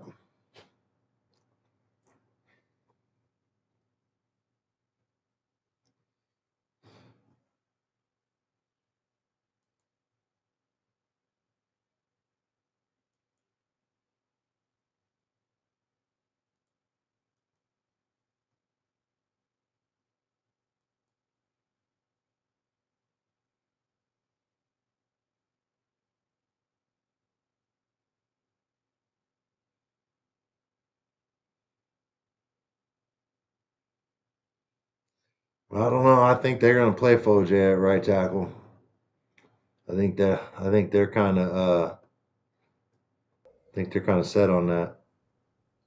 I don't know what just happened. You're back. I'm back though. I think so anyway. Make myself burp. Okay. Anyway. Let's Um go, man. We finally got back up in the positives up here. Positive degrees. what wait. They were bitching because no one is going to the Texas State Fair this year because of $20 corn dogs. Yeah, they Hey, did. listen, man. I will There were a pay lot of 20. people there. Fuck I yeah. will listen. That place was absolutely ridiculously packed. But I will pay. It I will was. pay $20 for a corn dog wrapped in bacon. I would do that because that joint's about a foot long. Yeah, it Corn was dog it was bacon. I will they've do got that. some weird foods, but they're so good. Dude, let me tell you something, bro. Yeah, they sure do. Mhm. They sure do. They got this little, this just they got this place over there on one side, kind of where they got the like the electric big tech or like a neon big text. It's not like the big one, but it's down on one of the end zone sides. Kind of where like all the rides start happening. They got like just a little meat barbecue. Like just all it is just meat. And they got a little TV or a little big projector screen right there. And I post up right there, bro. Eat, No, get some of that barbecue, get some of that meat, watch them couple games, whatever. Get a couple tall boys in the system. or just you don't like the wax cup beers as much. Nah, I pass. That's the tradition too. Yeah, It's I pretty tried gross it. though. They're I not that tried it. good. Yeah, they're I not get that good. enough wax from the government and what they put on my food, my fruits and vegetables. I get enough wax that way. That's true. Yeah, I would agree. I don't need to. Satterfield says I like the good old smoked turkey leg. Yeah, I had a turkey leg this year after the game. Yeah, Afterwards, I'm not huge on them. They kind of it's gross me okay. out. They kind of I gross don't me out. know. Like I'm like let your boy And let I me like get on. turkey. I like I'll get on turkey. some brisket, bro. Let me get on some brisket now. Oh yeah, me too. Me too. You know what I mean? Like, Yeah, I'm not gonna but turn down listen, brisket. dude. Like, listen. The fried like desserts and shit. Like, yeah, that's where you make your money right there. Yep. The fried Yep. Twinkie. Dude. The fried cheesecake. Listen, Yeah. homie. Yeah. Listen, Ooh, listen, I tried that. I tried that this year. That was great. Fucking awesome. listen, dude. Listen. Yeah, yeah. Well, I think There's the enough tradition. Hey, listen, and it's gonna cost everything costs. Somebody said it costs tickets, not money. yeah, right. Let's Brandon take it. Snake, you knucklehead. Yeah, I love you're it. right. You're I right. love it. You're right. It is tickets. It is But yeah, tickets. hey, that's one thing. Which they're fucking you out of that shit more, even because you don't. There's never enough tickets. Yeah. Oh, Never dude, enough. we had way too many tickets this year. Yeah, Like because you overbought, but you we overbought. yeah. Well, Yeah. so the thing is, hey, I'm gonna tell you exactly how it happened. And it wasn't we overbought. I just saw an opportunity and Yeah. I took it because we stood in line. It was hot as hell and waited and got these tickets. And like the further we got into the fairground, I looked over, there's a ticket booth, not a person standing there. I was like, shit, I was gonna go over there, 200 more tickets, just like that. And next thing you know, it's like we're ready to go, and I got a pocket full of tickets, and I'm like, all right, kids, get ready. You're about to go on some rides. And they got this little water like ride where you sit in the logs or whatever. And Yeah. Yeah. my two youngest ones, and they were like, "Oh, we don't want to do that." I'm like, "Dude, that's a classic ride." I was like, "You're gonna like it." So they did it, and They're like, this they got sucked. done resisting the whole way. Didn't want to do it. Got off like, "Can we go again?" I'm like, "Yeah, here you go." And they wrote it like 4 times. I was like, "Here you go." I just sat there eating some fried cheesecake, bro, watching these knuckleheads go down in the water slide. But yeah, when Yeah. I get in there, dude, I keep my eye out as I'm walking by these places for a new fried dessert. Like I just showed my real fat ass right there, bro. I'm so fat. Like I'm not even looking for anything else. I'm like, where's this new Right. fried shit at? They got something new for you, boy. You know what I mean? Hell Walk yeah. in there hungry, ready to do work. Ready to do work. Plus, you stand out there in the sun in that game, like burning all them calories, sweating. You gotta, you gotta replenish, and I choose to do that with fried desserts. Fried desserts. There you go. It's much better than water. Um, Yeah. Dylan Dean, is this what you want? Hold Because hold on. You can buy tickets online and have them sent to you. I didn't know that. Ben G, for the first time in the history of fucking Big Monday, contributing to the group. Yeah. Do you get them? Do you get them for a better deal? Are they cheaper? Yeah, right. I mean, because otherwise, what's the fucking point? Well, it saves you standing in some lines. I know that. Mm, You know what's crazy? yeah. Like, I just don't understand like, when people go up there to get tickets, like, it's a pretty simple process. But for some reason, like, They someone's like, fuck it dude, all up. how are you taking so long, bro? Oh, he said they give Oh, you a discount. Shit, amazing. well, But that I'm is a like, good how are you idea. taking so long to get some tickets? You go up there, I want 300 tickets. Here's my money. Dip the card, they count them out and give them to you. I don't understand how that takes longer than They don't even. You two, don't three. even have to do that. They have a fucking machine that spits them out when you put money Yeah, in.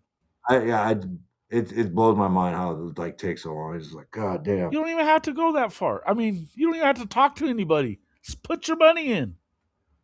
Put your card in. It's not rocket science, folks. It's not rocket science. All right. We got to answer Emilio, this question. what are you talking about, Wait, Emilio? wait. Put that in the chat. What? It's a it's a Central Kansas thing. Big ass steak instead. Ooh, yeah, hell yeah. I like that. All right. Let's go back to this question. My question to you is why would you want that? If the, you got to run the ball. If you're not if you have 2,000-yard receivers, what do you think the chances are that you had 1,000-yard rusher? Because I'm going to say nah. I don't think we have 1,000-yard rusher regardless. I don't either. I Yeah, don't either. we could come out here and run the triple option and still not have 1,000. Why? If they ran the triple option, they better. Wait a minute. Why did really? Oh, his place is the house. I thought you meant he had like a restaurant. My bad. Are you not? You're not going to contribute to this? I'm trying to get you here. Come on. Oh, I'm in there, but I can do two things at once. Okay.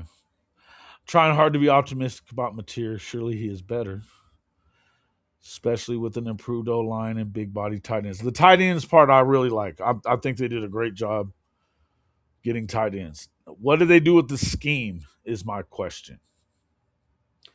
Do they continue running John Mateer? Because I don't know how you could be optimistic about Mateer if he's running like he ran this year. That got him hurt. It got him hurt before he got to SEC play, and then got him hurt in the very first SEC game. And he wasn't good after that. He just wasn't. If that's Mateer's game, Oklahoma's fucked. They got to get it, it. Can't be that way. It cannot be that way this year. If they expect to win, and I'll be honest with you, something that we're going to bring up on the show later, maybe Thursday, but I think maybe tonight,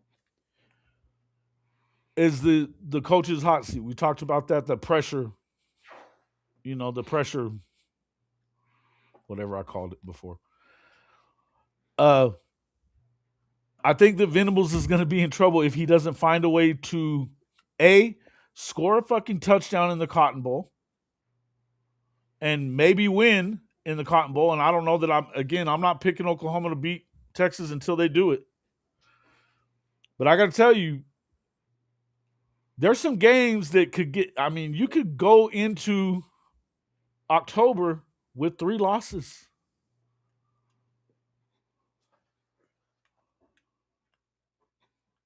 There's nothing easy about going to Michigan and playing a Coach Witt team. Nothing easy there. Then you got to go on the road to Georgia, and then you got to play in Dallas.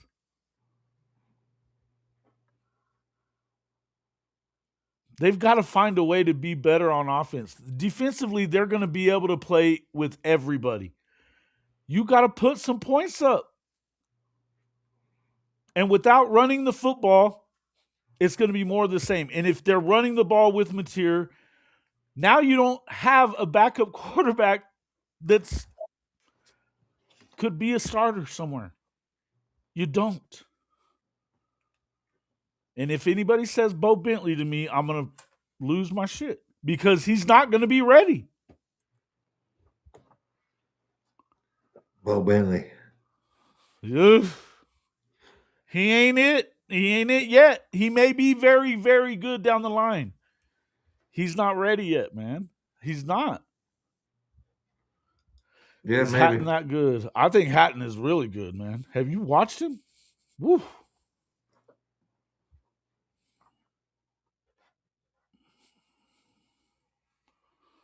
Oh, don't trust me, bro. TP, I'm gonna kick you out of here for saying 11-1. Fuck out of here. He's got to get a timeout for that. Yeah. TP, you're killing me, man. You're fucking killing me. I'll be back in a second. Nobody wants to hear that shit. I'll be back in a second. All right. Gives me time to go kick TP out of here for a minute.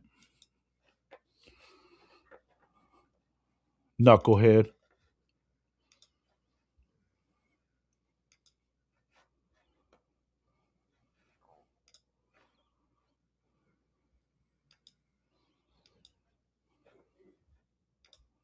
He gets a 5-minute timeout. Don't bring that shit in here. Don't get to bring that shit in here.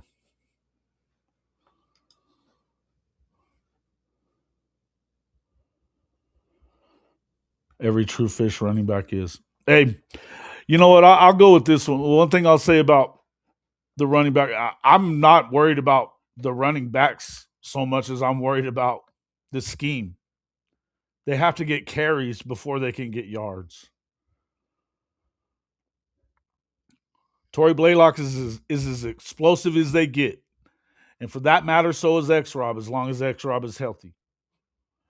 Something we haven't brought up so far is Schmidt being gone, being reassigned, and they put the new guy in place. Right? He's not really a new guy. He's already been there. I think they were bringing him in for a reason.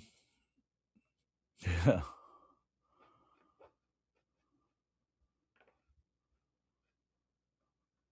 GP ain't with us right now. Keldred Ben is him.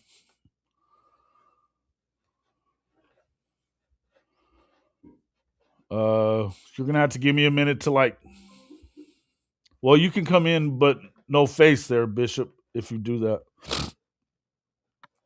Let me send you a link.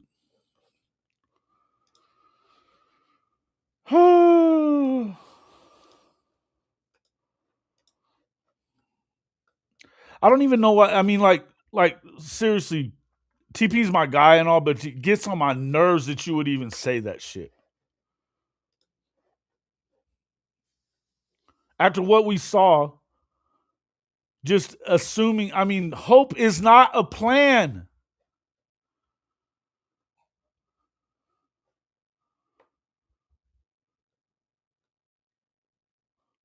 Oh. Yeah, Bishop, where are you at? All right, let's send it.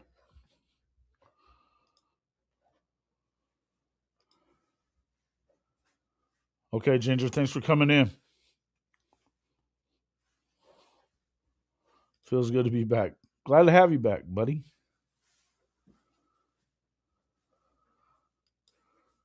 I stopped to take a drink of my Gatorade and all hell breaks loose. Well, that's what happens when fucking TP starts saying dumbass shit.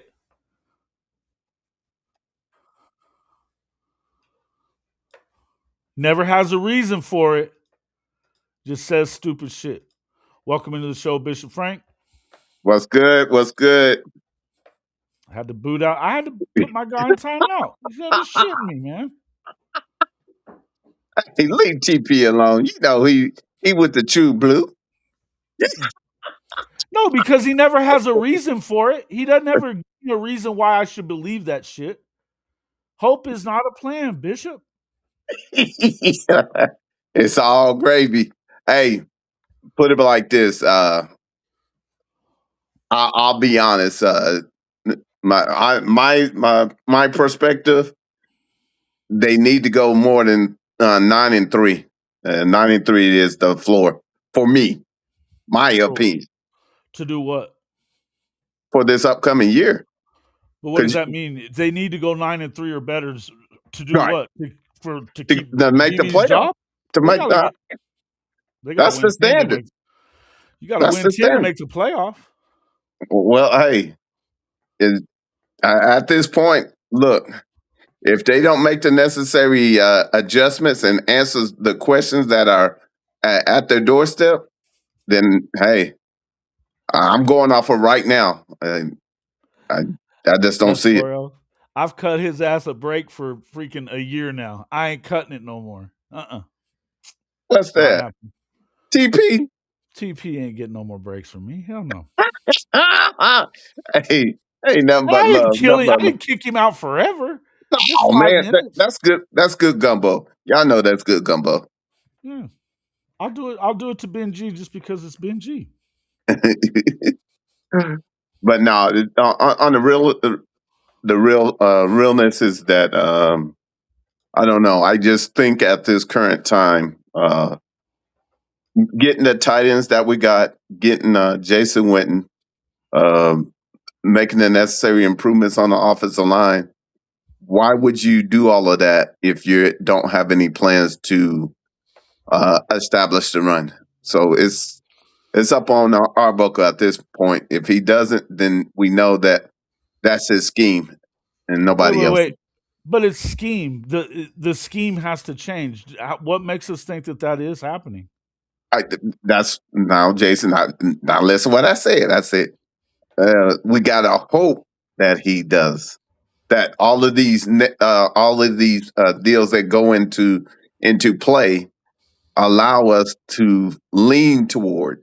That doesn't mean he's going to do so, but there's no reason to bring the Hansons and Jason Witten in if you're not going to be a total tight end and be able to run block as well as go out for passes. Don't be a dunce. I won't stick you in the corner with a dunce hat. TP, are you with me? Come on, bro. You know better. All right. Back to the regular show. Are you out? All right, no. Hey. No, I'm just saying, look, here's the thing. All I'm saying is this. I agree. Hey, Boganowski just basically said the same shit before he walked out. Yeah. I'm glad they got the tight ends that they got. I don't know that any of it matters if you don't change the way that you run the ball. And you don't change the division of carries and shit. When they're averaging less between two of them than he's getting by himself, that's a fucking problem with the scheme. And it won't work. Yeah. Well, I know this is that if anything else, I would have took notice from the teams that made it into the national title game. They made sure that the running game was a complementary part of their offense. So, but that's just me. Now that's my opinion. Now I know my boy Jason. He said he got to see it. It's not a plan. Uncle Bo, spit your fire. Spit your fire. About the running game? Yeah. I mean, I listen, man. They gotta make a more concerted effort. It's got to be It's got to be. It's what you call a commitment. It's got to be. Yeah, It's got to be. It's got to be non-quarterback run, right? yeah, Like that. yeah, That can't be your running game. And I don't know if we'll see that as long as Mateer's here. You know what I mean? yeah. Like I know, I know, I know. maybe a year after that or whatever. But like I just think that it's going to be a lot on John Mateer, and I would love to see some stretch, some outside zone. Now that we supposedly got some tight ends that can block that, I would love to see. I would love to see just. I mean, I would. I would like to see running plays. You know, where we got it's not RPO based, and it's not split zone. Like I just want to see dudes fire off. Like give me Mateer under center, and should I'd even love to see an I formation. You know what I'm saying? Like Man, can we just run downhill on somebody? And that I want to see the lineman firing off. Like that's all I you know yeah, that's all I wanted. that's yeah. I'm not That, asking for too much. no, you're not asking too much. Not only that, just think about the running back room you currently have. Could you imagine if we just go to zone blocking, stay in your drive, and drive it 3 to 5 yards? That's all we're asking, and Mm, we got some backs that can hit some home runs if given the opportunity. Once again, if given opportunity, that's predicated on your OC locking in and understanding it has to be part of your repertoire. And it has to be the foundation because when things start mucking down, that's the one thing that can restart your offense is being able to run the ball and gain some first downs. yep. Yep. Yeah, man.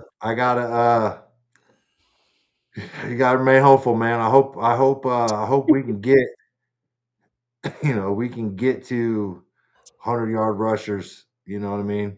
100-yard Well, running backs.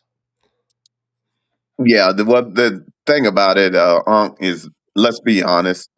I'll take if we can get a running back room that could go over 30 rushing attempts together, depending on doesn't matter who's the lead dog at that time. If we could go over 30 rushing attempts, running back room, not quarterback, running Yeah. back room. To me, it would vote very much in our favor because with our defense, it would allow us to be able to win a greater Oh percentage my of games. God. Well, I think it benefits running backs too to give them more carries so they can get into the flow of the game, right? And Yeah, get in yeah, rhythm. Rhythm. absolutely. Yeah, you can't get in a rhythm as a running back without it. I yeah, that's just my take on it. I feel like running backs are volume creatures, right? They need more carries. Give them carries. Yeah, Feed them. Feed them. yeah. Feed them. Feed them, feed them. Not only that, is just think about it. It what it does is allow you to control the game and allow to dictate what happens in the game. Because the more you run the ball, i.e., I hate to say it, Indiana, the more they control the game, the more they were able to exert Efficient. They were. The word is efficient as efficient. hell. They were efficient as hell. I mean, you're Yeah, talking about yeah, the quarterback. Their quarterback had 5 incompletions in the first 2 playoff games, and he had 6 touchdown passes because they ran the shit out of the football. Dude, did you see the fumble stat Mm-hmm. that yeah, they had? Like the first game they had a fumble and then like that was it. Or something, yeah, something like that. Yep. It was absolutely crazy. Well, and he had that fumble. He had that fumble against Oregon, but he got it back. That's what I'm saying. Like lost fumbles, like fumbles Yeah, yeah, that they yeah. lost. No, it was crazy, right? The Yeah, one game, and then that guy got hurt and didn't get to play anymore after that. Um, absolute one, wild. this is a This crazy. You're Oklahoma. Go to the wishbone. I'm with it. I believe Jim Nagy is too damn smart not to get Mateer high quality help with his mechanics, bro. If you think it's that easy that we're just gonna snap our fingers and he's not gonna have mechanical issues after 3 years of come on, man. It's just not, it's not The scheme has to change. We're not asking for the right things, TP. You're not asking for the right things. Change the scheme. It's got to. It's got to happen. If you're basing it on the RPO, it's not going to be any different because he doesn't make the right decisions in the RPO either. I tell you what, Jason, and if they do run the ball, he would have a greater percentage because he won't have to throw as much. No shit. Efficiency. You won. Captain Obvious. Oh, bro, I'm trying to serve up softball. I'm busting your I know, chops, bro. hey, you know what? Hey, much But love. come on. We gotta be. Hey, this is gumbo. Y'all better throw up some likes up in here. I mean, look, I want to be more optimistic about it. I don't see it, man. I have a hard time until I see them maybe get under center every once in a while. Shit, go figure that one. Running straight. I mean, I love the idea of the I formation. Fuck yeah, do it. Do it. Do it. That would be so lovely. I formation or even the split backfield counter tray, 36 counter crossbuck. Man, dude, you're talking some love language. Man, it would be awesome. The Robinson kid needs to not have a sophomore slump. He's a third-year player, weirdo. Oh, Penn State. Always chiming in with the wrong answer. Making the RPO a wrinkle instead of the base fixes major issues.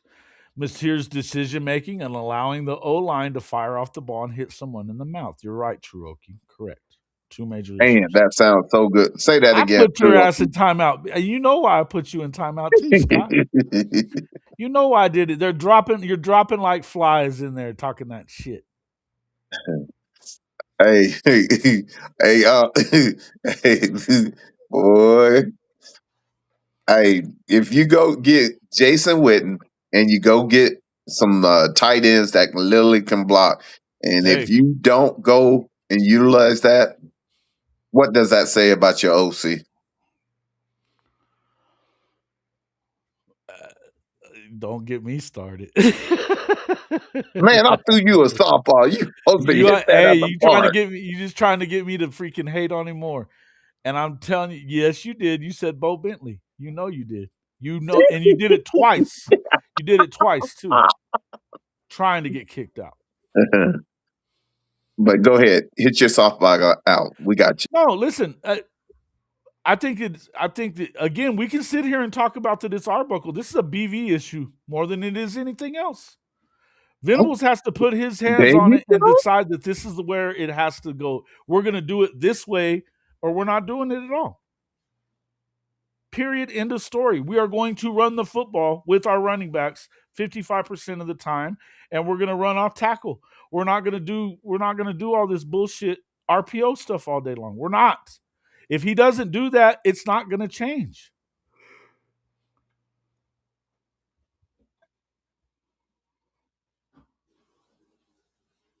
Help a brother. That's what he's doing, bro. That's what he's gonna do, bro. Like, that's part of his offense.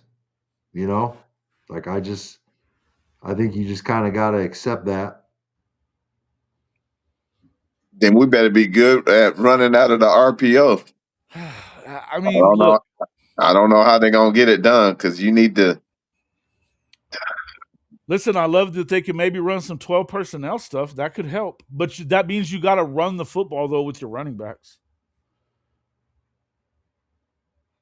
I don't know why any running back would want to come here if you're just going to expect to be watching the slow-ass quarterback run. Yeah. And he's going to get hurt. He's going to get hurt again. And then you're going to end up with Bo Bentley back there as a true freshman getting teed off on. That's not what anybody should want. That's not what anybody should want. I think it'll be Neubauer. Oh God, I hope so. I like Witt. Yeah, I don't know how much of a runner he is though. He's not one. Well, I hope he isn't. Maybe that'll Hey, get rid of the they will run the RPO. ball more with the running backs. Hey, listen, if that's the case, put his ass in now. Yep. Yeah, man. It has to happen, man. That is the key to them going and finding a way to get back to the playoff and have a shot.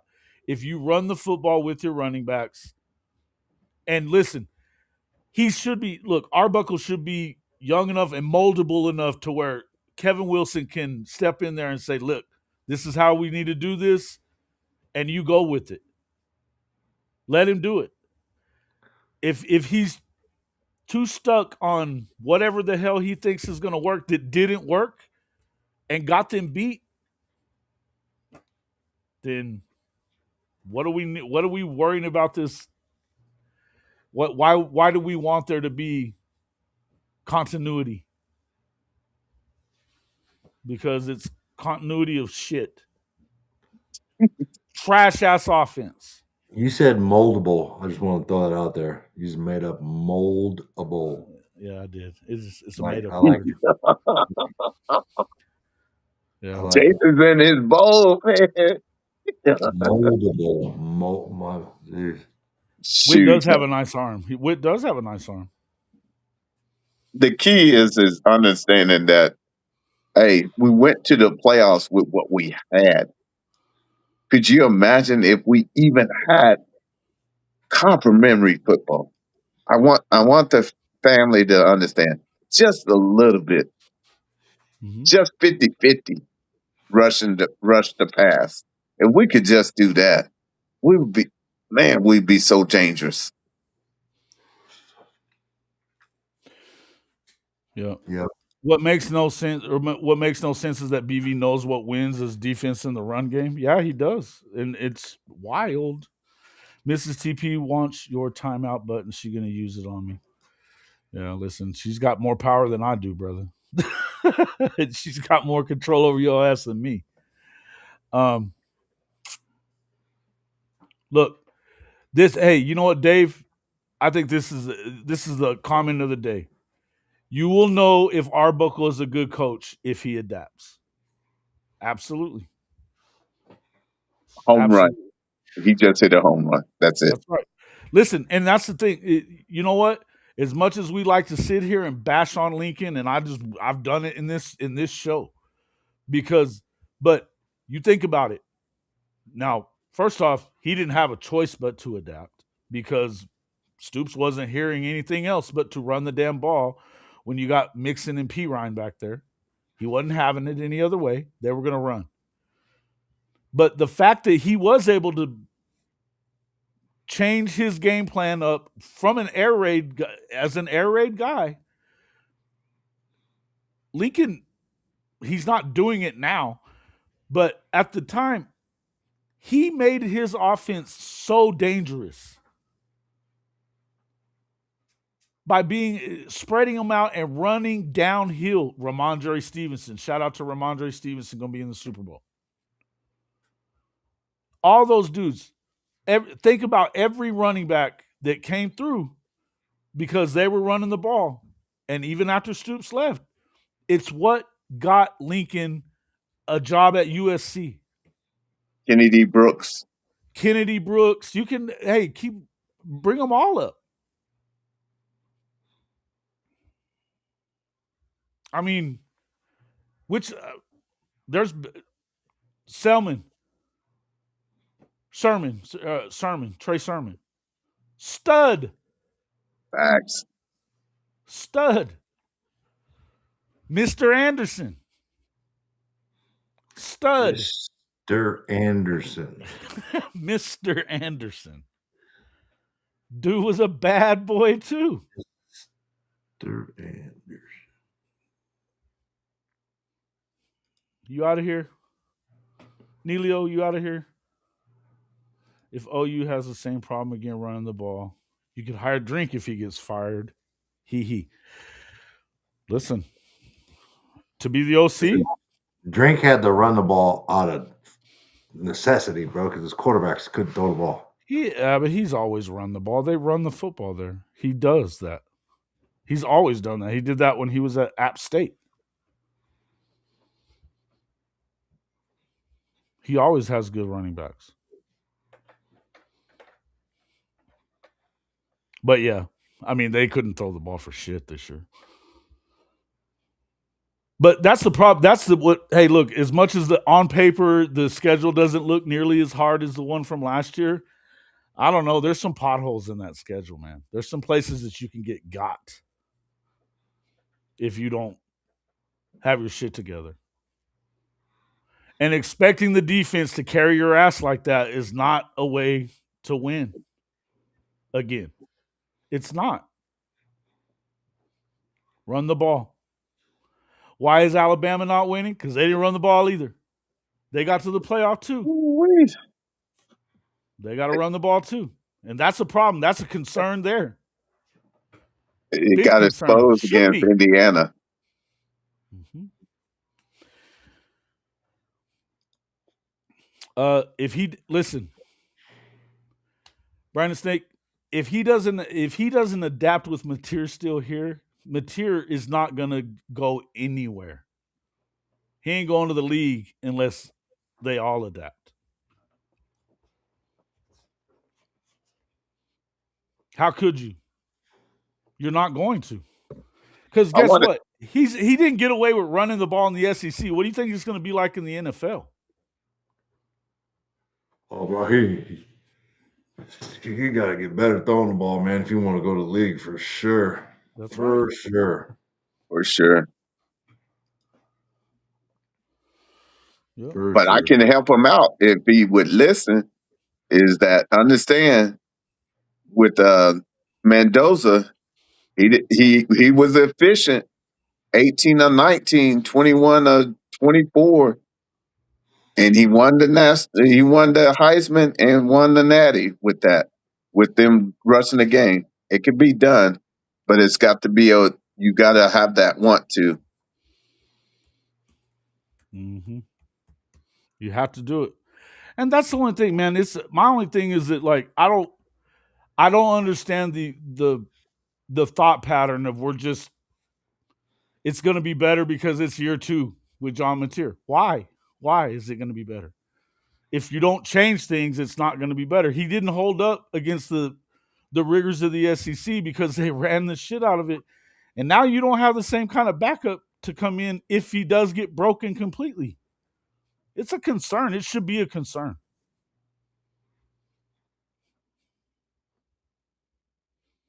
It should be a concern. And listen, I want it as bad as anybody does, man. It's driving me nuts that they haven't won a natty by now. And I don't want to see them slipping back to 8 wins or 7 wins or God forbid 6. I don't see it going that far, but you never know, man. Some of these teams are going to be a lot better than they look like on paper right now. You got to go to the Swamp. You got to go to Athens. You got to go to Michigan. Texas got better the last couple of weeks. Must champ. Must champ. I mean, they added 2 badass running backs. I mean, thank God Trey Wisner's out, but I mean, shit.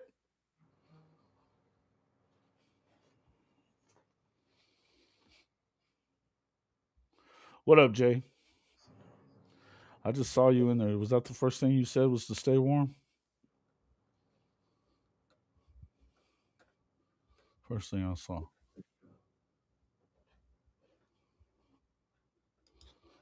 How about we get the Bixby offensive coaching staff? They clearly have their shit together. That you know what? I'll say this about them: they run the hell out of the ball. They do that part. They do. They do that part.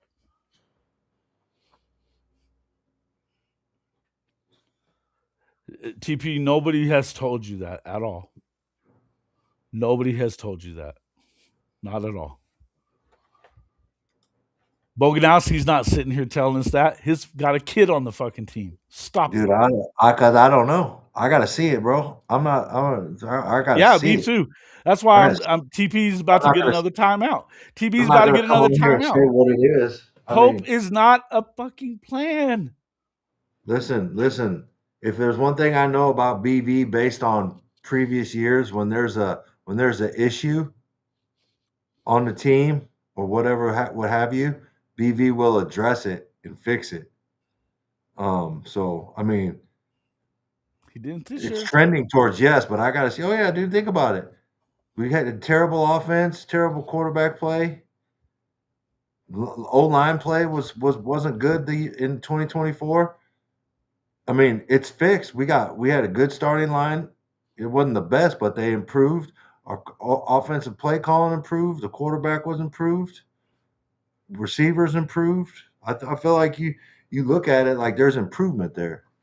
And I mean, coming from a perspective where you just think that that's gonna, like, from one season to the next, you're gonna go from super trash to the best in the country is probably a little unrealistic. You baby steps, man. You got to keep getting better each year. And I think BV has shown that, like, once he identifies the issues and he will do what it takes to fix it. So I think I there's think he has. I think he's indifferent to the offense myself. what do you mean? I think he's indifferent to it. I think that he believed that he could win it with his defense. No, I don't think. No, I mean, I I don't think think. it's too. It's bro. Nah. You've got a guy like Kevin Wilson in the room, and you're not telling him to take over and handle it. Figure it out. Figure this out. A running game, please, sir, because I'm sick of watching this. We're going to the playoff. We got to be able to run the ball. It's just wild, dude. It's just wild that they never. I mean, after the Ole Miss game, when you stopped running the ball with X-Rob and they lost, he had 3 carries in the fourth quarter after he brought them back into the game, took the lead. Come on, he had and. I mean, the interception machine during the LSU game, nobody thought to pull him out. I don't know. They got away with it. I know they got away with it. I understand that. But I mean, if sometimes you you get pull them away with out, stuff. do you win? Yeah, I don't think that Michael goes in there and throws a bunch of picks. Who knows? You'll never know. Yeah, you're right. I won't. I'll never know. So I mean, you got to look at it. It looks like it was the right decision to leave him in Bullshit. because they came back and won. Bullshit. That's a lucky that you got away with it because the defense played the way it did. They made a mistake and let Satania get wide ass open. I mean, say what you want. I'm just telling you what it is. Yeah, okay. I'm not buying that one. I'm not saying I agree with any of the decisions that were made or not made. All I'm I saying know that. is, I know that. And I'm not trying to put you, I'm not going to sit here and have this argument with you. I'm telling you that I'm not in agreement with that. But it's okay. You're right about one thing. We'll never know because they never did. And that doesn't, again, that shit is it's all over. My concern is if we didn't fix it then and you were, it's really a bad, it bothers me that you think, okay, well, we're just going to be back here next year with another shot. Man, you don't know when these shots come again. You don't know because this is a brutal, brutal league that you play in. And you had lightning in a bottle with that defense. If you're just decent on offense, you could have won the whole damn thing. where did we rank offensively? Oh, like 13th, 12th, 13th, 14th in every category in the SEC. Yeah. Not good. Yeah.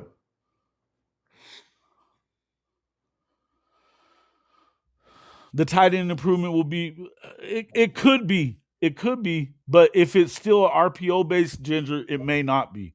Because he has to make the right decision whether to hand it off, Hmm.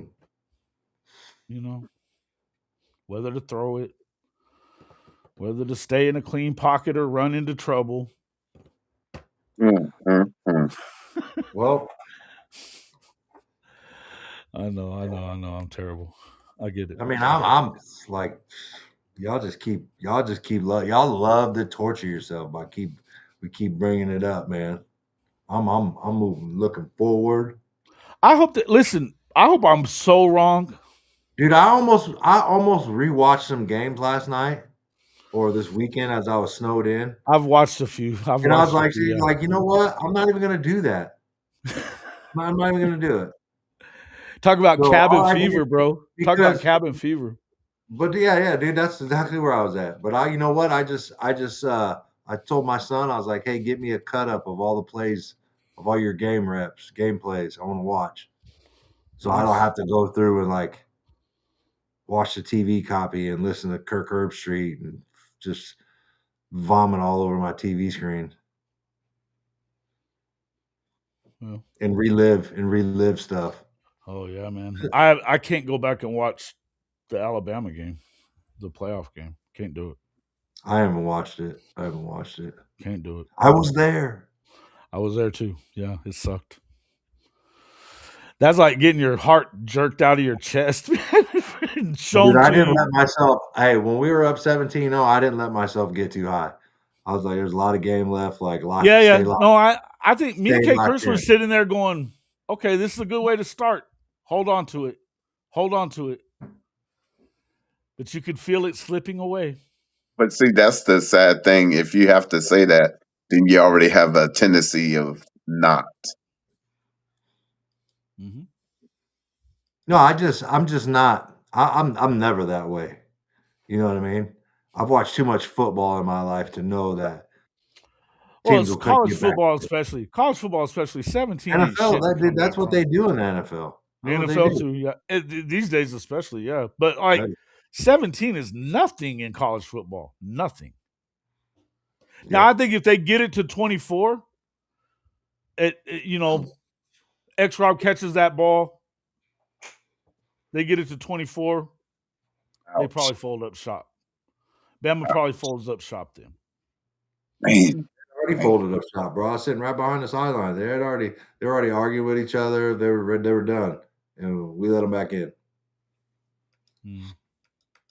I can't seem to play anything, guys. I'm trying to, but I can't. My mouse isn't working for some reason. crazy. Just to think, who would have ever thought that your punter would miss drop on a punt? Don't bring that shit up. That is some crap. It was some wild shit, man. I've never seen anything like that. Boy, that was some. I don't want to think about this, man. I do not want to think about this. Listen. That shit don't happen if Mateer just jogs for the first down. I'll give you that, and I'll give you that too. Let me ask you, but okay. And I agree. I've heard this. I've heard D-Mac say this a shit ton. That he had to. There's no way he should have been throwing that ball there. You got to run for the first down. You probably get 30 yards. I get it. You also should be able to throw that ball and expect it to be caught by a starter on the offense at Oklahoma. The ball was in his hands. Hey, you can't. I'm not even blaming Mateer on this one. Can't do it. Facts. I do. Facts. It's a mistake. It's 100% mistake. I don't think it's a mistake. Come on, bro. I do. It's a choice. Yeah, it's a bad decision in my opinion. Yeah. With him wide ass open. He gambled when he didn't have to. He gambled. Let's call it what it was. He took a chance. Hey, don't preach to the choir to me about that one whenever you're talking about leaving his ass in for the LSU game. No. We're not talking about that. Yeah, we are. We're talking. It's all the same shit. Run the lights up. Bad decisions all fucking year. What do we mean? When did I? Dude, that's a better decision than any of the ones he was making against. Oh, come on, bro. Come on. That has nothing to do with the LSU game. Has nothing to do with what We're talking about mistake. If you're going to talk about mistakes, bad mistakes, it doesn't. You're going to talk about making bad decisions, and you're going to say that that was a bad decision, but it was a good decision for them to leave him in the LSU game. He has to make better. I've said it multiple times. He's got to make better decisions. He's got to be more decisive. Like you act like I haven't been saying that for months. He's got to make better decisions. We know it. But I'm just saying that decision there, though, I don't even look at that one as a terrible decision. He was wide open. He hit him in the hands. He's got to catch it. You got to catch that ball, bro. You got to catch it. You got to catch that football. You got to catch that. Do you telling me he don't have to catch that ball?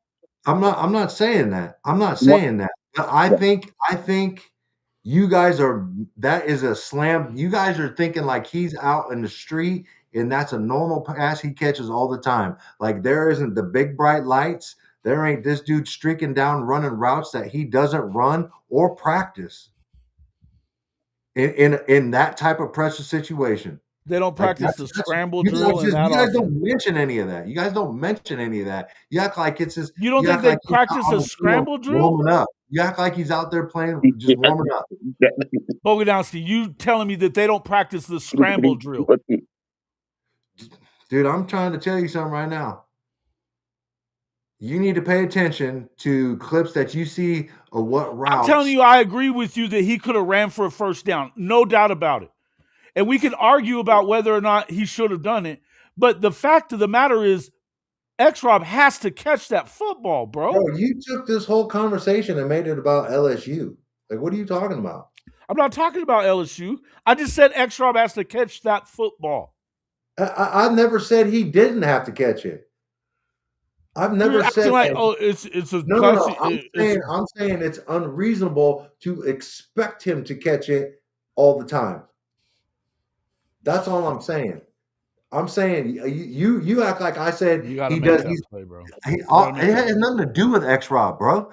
You're not hearing me. It has nothing to do with X-Rob. It has everything to do with the decision made to get the first down, keep the sticks moving, and put up 24. Instead, I can agree with you on that. I can agree with you on that. But you're not hearing it. You can agree with it, but you're not hearing it. No. If I'm saying when the ball comes out. Listen, it does whenever he's running open. He gets hit in the hands. He was ready for the ball, and he didn't catch it. It does have something to do with X-Rob. Now, two things can be true at the same time, Mike? Not right now. Yes, they can. Because I'm not talking about X-Rob. You're trying to make it seem like it's about X-Rob. Has nothing to do with X-Rob.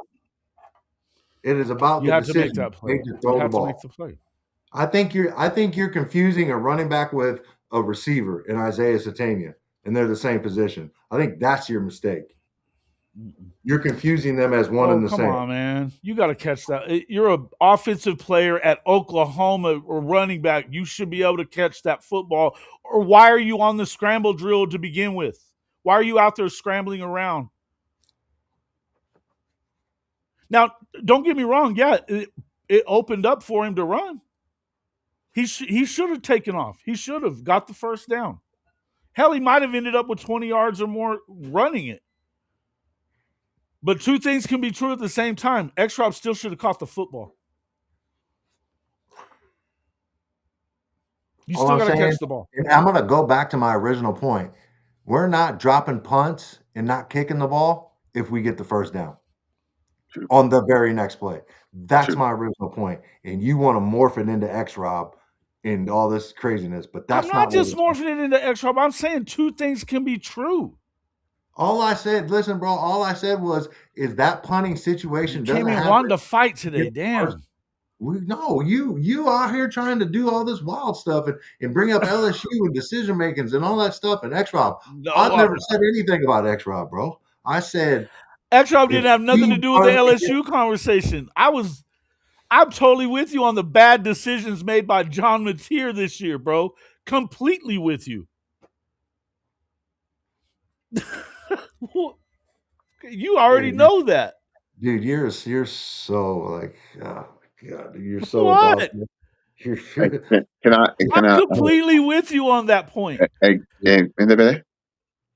all right, you guys, check this out. Truthfully, John Mateer, it was an option for him to run it. It would have been a better situation to run it and get the first down to have the ability to move forward. But once he made the decision to pass it, once it touches X Rob's hand, I agree with you, Jason. If it touches your hand, you got to catch. You got to find a way to bring it in because Again, it's already the two things decision's can be already true, made. man. Yeah, Two things can be true. He should have run the ball. You're right about that. I'll give you that 100%. When the ball got out to the guy right wide ass open, you got to make that play. You have to. You got to lay out. You got to lay out. But I don't disagree that when they punted it, I mean, the very next play happened after that. You're right. You can't even argue that. Can't even argue it. I mean, it definitely turned the tide of the game. Had you just run, yeah.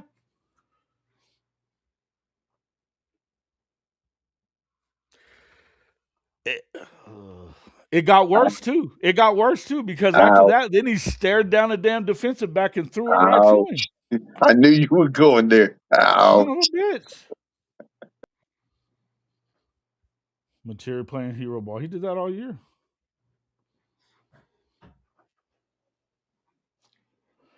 Wait. That happens if X Rob catches the ball too. So now it's a bad decision for the quarterback to throw the ball to an open receiver. That's for you. That's not for me. True. I'm not talking about it anymore. Y'all ain't trying to hear me. It's all good.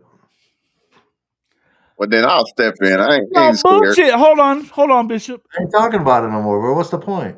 Why? Say it. I've already said it fucking 5 times.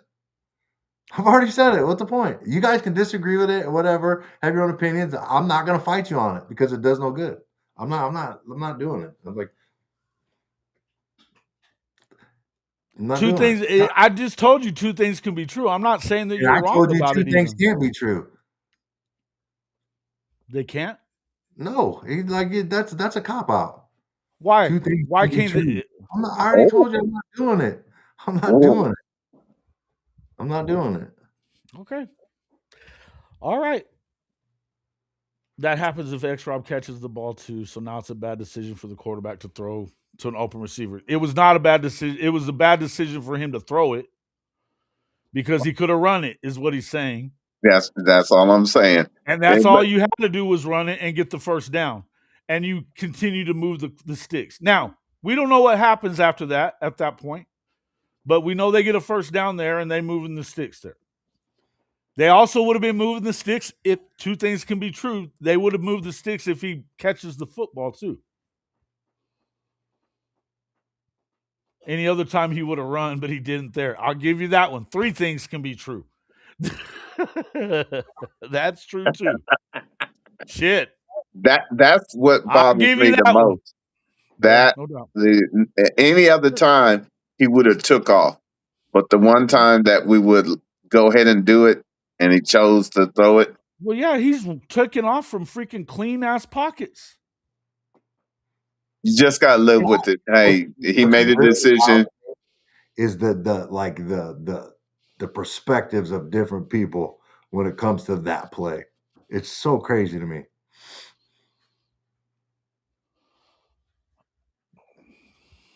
Go ahead. No, that's all I'm saying. My brother. I think it's fascinating. I just think it's fascinating. It's fascinating. Tell me what's fascinating. Like I'm just saying it gives you people's different perspectives on the same play and how they view football. And it's to me, it's just like it's like the same people that wanted Sean Payton on Sunday evening to go for it on 4th and whatever it was inside the 15 or 10 instead of kicking a field goal, knowing that was stupid. Knowing that there's a blizzard coming in and the conditions are going to be shitty. And like instead of taking Points the are at a almost, premium. Points are at a premium. I'm not gonna say a field goal is assured points, but the most likely avenue of getting points in this situation, you chose not to do it and try to go for it on 4th and 1, and you got stopped and you get nothing, and you don't score the rest of the game. Like that to me, like that's what I'm saying. And it's almost like, and I said this to my kids as we were watching the game, I'm like, this motherfucker out here playing Madden instead of playing real life football and a chance to go to the Super Bowl. He out here playing Madden. He got greedy for sure. Yeah, he got greedy. But that's what I'm thinking about this. Like the Mateer play, it's the same thing, and it's just it's crazy to me. Like different like perspective and choices and like how people view it. And but it was a pass play to begin with, right? Dude, I'm the sure thing type of dude. That's how I play football because you never know. I'm good with and that. Like I said, bro, there's these motherfuckers out here getting paid. And that's why. And this is the reason why if I homie. Here's the deal. That's the reason that I don't trust the offense as it is because there was a lot of those kind of decisions being made, and not just by John Mateer. This is coming from the top down. You can make sure that get on his ass, make sure that he's making the right choices. This is, I just don't understand it. There was a lot of that going on, but the entire game plan was for him to run around and play hero ball all day, and it just didn't work. That was obviously, why aren't they just running the ball there to begin with? Why aren't you just, how come that's not a design quarterback run to begin with, as is? In that situation. They were trying to throw it. He scrambles around, he does throw it. He definitely had room in front of him. He had lots of room to run. It was 3rd and 3? Yeah. 3rd and 4? 3rd and 3, 3rd and 4. Something like that. 3rd and 3. Yeah. Mm-hmm. Well, it's a bad decision. But Kirk Bradford says P. Reiner Mixon catch that ball. They ain't the same type of dudes, bro. They're definitely not. Not the same type of dudes. DeMarco catches that football. But that's what I'm saying, though. But like, do you see? I think X-Rob catches that football 9 times out of 10 too. Listen, I'm gonna add to my point about running backs streaking down the field. How often do you see offensives put dudes or running backs and have them run down the field and run go balls and run receiver type routes? You don't see it. You might see Jahmyr Gibbs from Detroit do that once a game, but he's different. You know what I mean? Jahmyr Gibbs is different. You see running backs practicing and catching and warming up in the routes that they're going to run in the game, not streaking down the field, across the field at 30, 40 yards. That's my point. And y'all, and just to expect that dude to catch the ball is I don't think it's as much of a given as everybody thinks it is. And like, they're not catching swing routes, check downs, screen passes, stuff like that. It's totally different, dude. Like, it's totally different catching the ball, running full speed down the field. Like, I just want to let you guys know that, as a person that's done it. Like, it's totally different running down the field full speed, looking over your shoulder or looking and catching the ball. It's totally different than running a swing pass where you're controlled, or a quick out, or a turnaround check down. It's totally different. And that's why there's a position called a wide receiver. It's totally different. And it has to be practiced. And I'm not saying he shouldn't have caught the ball. I'm not saying that. I'm saying I think they practiced it, though. I don't think he gets that open without practice. Dude, it was a scramble. That's why he got that open. The scramble drill. He got open and he just took off running. Okay. Well, I feel like look, man, it is what it is. And TP, you bet AD doesn't catch it, and he's the best running back we've had this century. Oh. I don't know, man. All I know is you got at some point. Dude, I want somebody to prove. I want somebody to show me this year in college football a running back streaking down the field catching goal balls. I would love for somebody to produce it because I ain't seen much of it.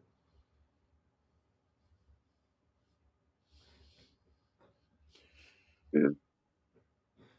I said, the only running back I see do it consistently is Jahmyr Gibbs up in Detroit.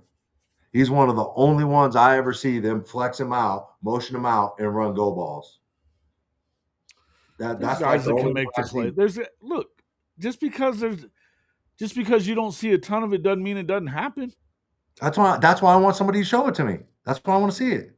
It doesn't mean that if you're an offensive player, man, you're in a passing offense. Running backs in passing offenses are expected to catch the football, man. In the end, that doesn't change that he should have run the ball. I'm not disagreeing with you. I don't disagree that running backs aren't expected to catch the ball. Running backs are expected to catch the ball in their route tree, right? What they run positionally. That's all I'm saying. And you don't want to hear it. I think if it touches your hands, you catch the ball. It's so easy to say, bro. That's what I'm telling you. I'm just saying. So I'm telling you, it sounds so easy. Look, I agree though. But I'm telling you, I agree with you 100% that he should have ran the football. Yep. It doesn't change that he should have caught that damn ball, and you got to make that play. In that situation, you have to make it. You do. And look, in that situation is exactly why it's a lot harder than what we all think it is. Running backs do run wheel routes all the time. It doesn't mean they have to be motioned out of it. Yeah, but this wasn't really a wheel route, though. I mean, I don't know about all the time, but can we be honest? It was after all of this. Have we been lying? After all of this, it was 17-17. No excuses at halftime. Yeah, well, they went on a 27-0 run after that. I agree. And that's on BV. That's on BV. And part of that was listen. It took them a while to get out of that single high safety look. Bro, we should have. I was surprised that it took that long. We should have had 50 Cent come out at halftime. No shit. Was he late? Was he late? Was that motherfucker late or something? No. That's when they hit plenty of them. Yeah, they should have moved that shit up. Hey, bro, we're struggling right now. We need you to do this at halftime. Yeah, no shit. We need some momentum right now. It wouldn't have mattered. It would have helped both teams. Yeah, I don't know that it didn't help Alabama. We got Ty Simpson over there dancing too. Bro, there wasn't no coaching going on at that point. It wasn't no coaching. It was like it turned into a rap concert, bro. Everybody just ran down there. Players, everybody, coaches. It was wild. It was wild, bro. It was wild. It was wild. Look, I see Chavis up down there. You seen that one video where Chavis is cutting up? Dude, usually like youth, like that stuff is like it favors the home team, bro. That was like a neutral, like hype, like it got everybody way. That's what Bishop was saying, and he's not wrong. I think it helped Alabama at least as much as it helped OU, if not more. I know they went down and scored after that, but yeah. But it didn't change the momentum. It did not change the momentum. No. That's because we didn't take care of what we needed to take care of to be ready for when they came back on offense. We didn't make the necessary adjustments. We got to own up to it. Kurt, cut out the all cap yelling at me and shit, and then doing the whole Toby Keith. Hey. We're all fans of Toby Keith, so don't go there. Yeah. Hey, the players were fans of 50. I like what they did with the Toby Keith slot. Like once we win at the end of the game, play How Do You Like Me Now? I think that is probably the best spot and the best place for that. I like it. Yeah. Yeah. But hey, I'm sorry. That was wild because you just had to look at how it seemed There was on no TV. coaching going on though after Did that. y'all know? None. Look, Did y'all hey, know 50 was coming out? Did y'all know look. 50 was Ain't performing no it live? coaches trying to get their players off the field. They were I right had there with them. Yeah, Did when y'all? I heard him, when I had an idea that it was happening anyway. I thought it was 2 weeks before that I had an idea that was going to go on. Yeah. I wasn't. I'm not saying I was positive about it or I had that I knew for sure or anything like that. When I heard him come on, you could tell it wasn't just over the speakers. You know You when could he tell saw when he pulled up on the jumbotron about in front of the mural. even before that. Yeah, even before. Yeah, when you heard him, it was like that sounds like Yeah. it's coming from a microphone to me. Yeah. Yeah. And then when you saw it on the jumbotron, yeah, you knew he was there. Yeah. But I mean, they did a pretty good job of keeping it secret, but not that great of a job. I think most people. I don't know if anybody believed that they could pull it off to get him to come. They must have paid him a shit ton of money. Let's just Because he doesn't even watch sports. He doesn't even give a shit about sports. yeah. Well, all I know is for like I said, all of a sudden you forgot that you were at a football game and it became a straight concert and everybody was getting down. Yeah, Snake says, as soon as I saw Simpson get hyped with 50 came out, I knew it was going to be a wild fourth quarter. Yeah. I mean, started dotting our ass up. Yeah, he did. He had already been doing that too. Yeah, he was doing that. Man, and then when I still, man, that kick still looks good to me, man. I did watch that to find out after the fact. That's all I've watched of it though. Yeah, I know. Well, put it like this: is that we had what I'm saying is we had our chances, but who would have known what we could have done if we won that game? What we could do with Indiana, but we have to understand that you don't get those type of chances all the time, and when you're there, you got to seize the moment. Well, and I think that's where Duke has talked about this a lot in the comments. Is like, man, we haven't even won a postseason game. Now, bowl games I don't care about, but when you've lost 4 straight postseason games that you've been in, you start worrying about it a little bit, and especially when this last one was you had a 17-point lead and you blew it against a team that you beat them in their house. Ouch! I knew you was coming with that. Ouch! Yeah, man, I was there for that one. That was fun shit. Wasn't as fun watching it at home. Should have been playing. Should have been playing Notre Dame, bro. Yeah. Should have been playing. Oh, Notre Dame belonged in the playoff, did they? Yeah. No, this year, yeah, they 100% should have. They should have been in the playoff. They should have been in the playoff instead of one of those damn G5 teams. Do you know it's What up, like Miles? it's now like the group of 6 now. Group of 6, Some yeah, shit like that. It is. How did it go from 4 to 6 when all we got was the Pac-12? The G5 went to G6 because you lost the Pac-12. I was thinking Power 4. I'm an idiot. Power 5 to Power 4. Group of 5. Group of 5 went to Group of 6. Yeah, I'm tripping. Yeah. All right, it's time for me to go.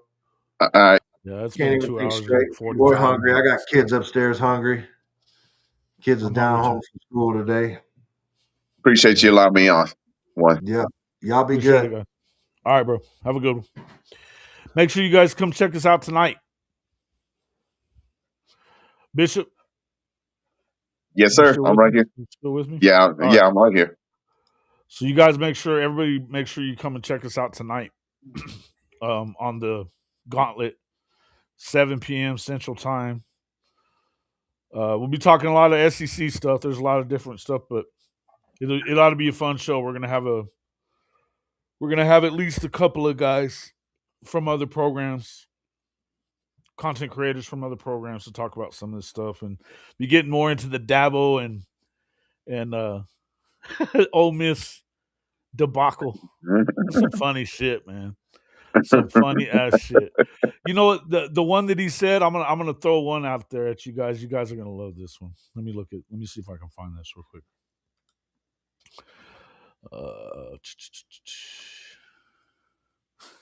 That's a good one. Run the lights up. How we waiting? Yeah, run them up. up. Actually, yeah, real quick. I definitely want to grab this. So I'm gonna run that commercial one more time because we've been going 3 hours. I need to. I'll be right back. Hey, everybody, before we get back to the show, I just want to take a second to shout out our partners at MyBookie. Hey, if you're watching games in college football, NFL, the NBA, NHL, or combat sports, you may as well get some action on it. MyBookie lets you bet on anything, anywhere, and anytime using point spreads, totals, money lines, and even futures. Hey, you can even bet live while the game is going on. If you're new, they'll even match your initial deposit up to $1,000, so your money goes further right out of the gate. At MyBookie, you can use the online sportsbook or play casino games, many of which feature live dealers. All of it's in one place, and it works just as smoothly on your cell phone as it does on your laptop. MyBookie allows you to deposit with cryptocurrency, features top-notch customer service, plus a rewards program that actually pays you for being a regular player. So if you're going to put action on the games anyway, do it the smart way and deposit with MyBookie and Hall of Fame Media. Just click the link in the description, hofmedia.us/mybookie, and you can take advantage of your first deposit match right now. You can support the show and get more bang for your buck all in one click. Quick reminder though, whether you're gambling at the casino or online, make sure it's only for entertainment purposes. Never bet more than you can afford to lose, and don't go chasing losses like a knucklehead. If you or someone you know needs help, text or call 1-800-GAMBLER. That's 1-800-GAMBLER. All help is free and confidential. Hey, everybody, before we get back to the show, I just want to take a second to shout out our partners at Sorry about that. Still got to do one thing here. Sure. I was slow on the giddy up there, man. Yeah, you were. I was slow as shit on that giddy up, bro. Damn. Terribly slow. Hey, I was like, whoa. Man, I'm usually quick on that shit. Not today. No, but that was like a 30-minute thing where he was talking shit about Pete. And first off, I'm not positive that I believe all of that that's all even really true, right? Because what we do know is that they didn't have the paperwork all signed, which tells you that he doesn't know enough about what you should be doing in the portal and how you should make sure that you got him locked up. But I just think I think it's an excuse, but this is my favorite quote that he had to say. Let me find it again real quick. Desktop. Oh, come on, man. Oh, Lord. Here it is.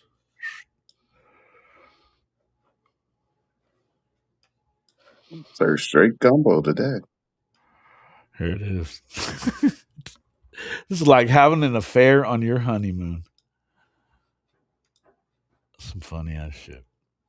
Mm-hmm. Only because you didn't freaking pay the woman. Oh, too much. That ad is too long. Fuck off. You don't have to like it, Charles. You ain't got to like it. It wasn't even long enough. I didn't get the thing done that I was trying to get done with.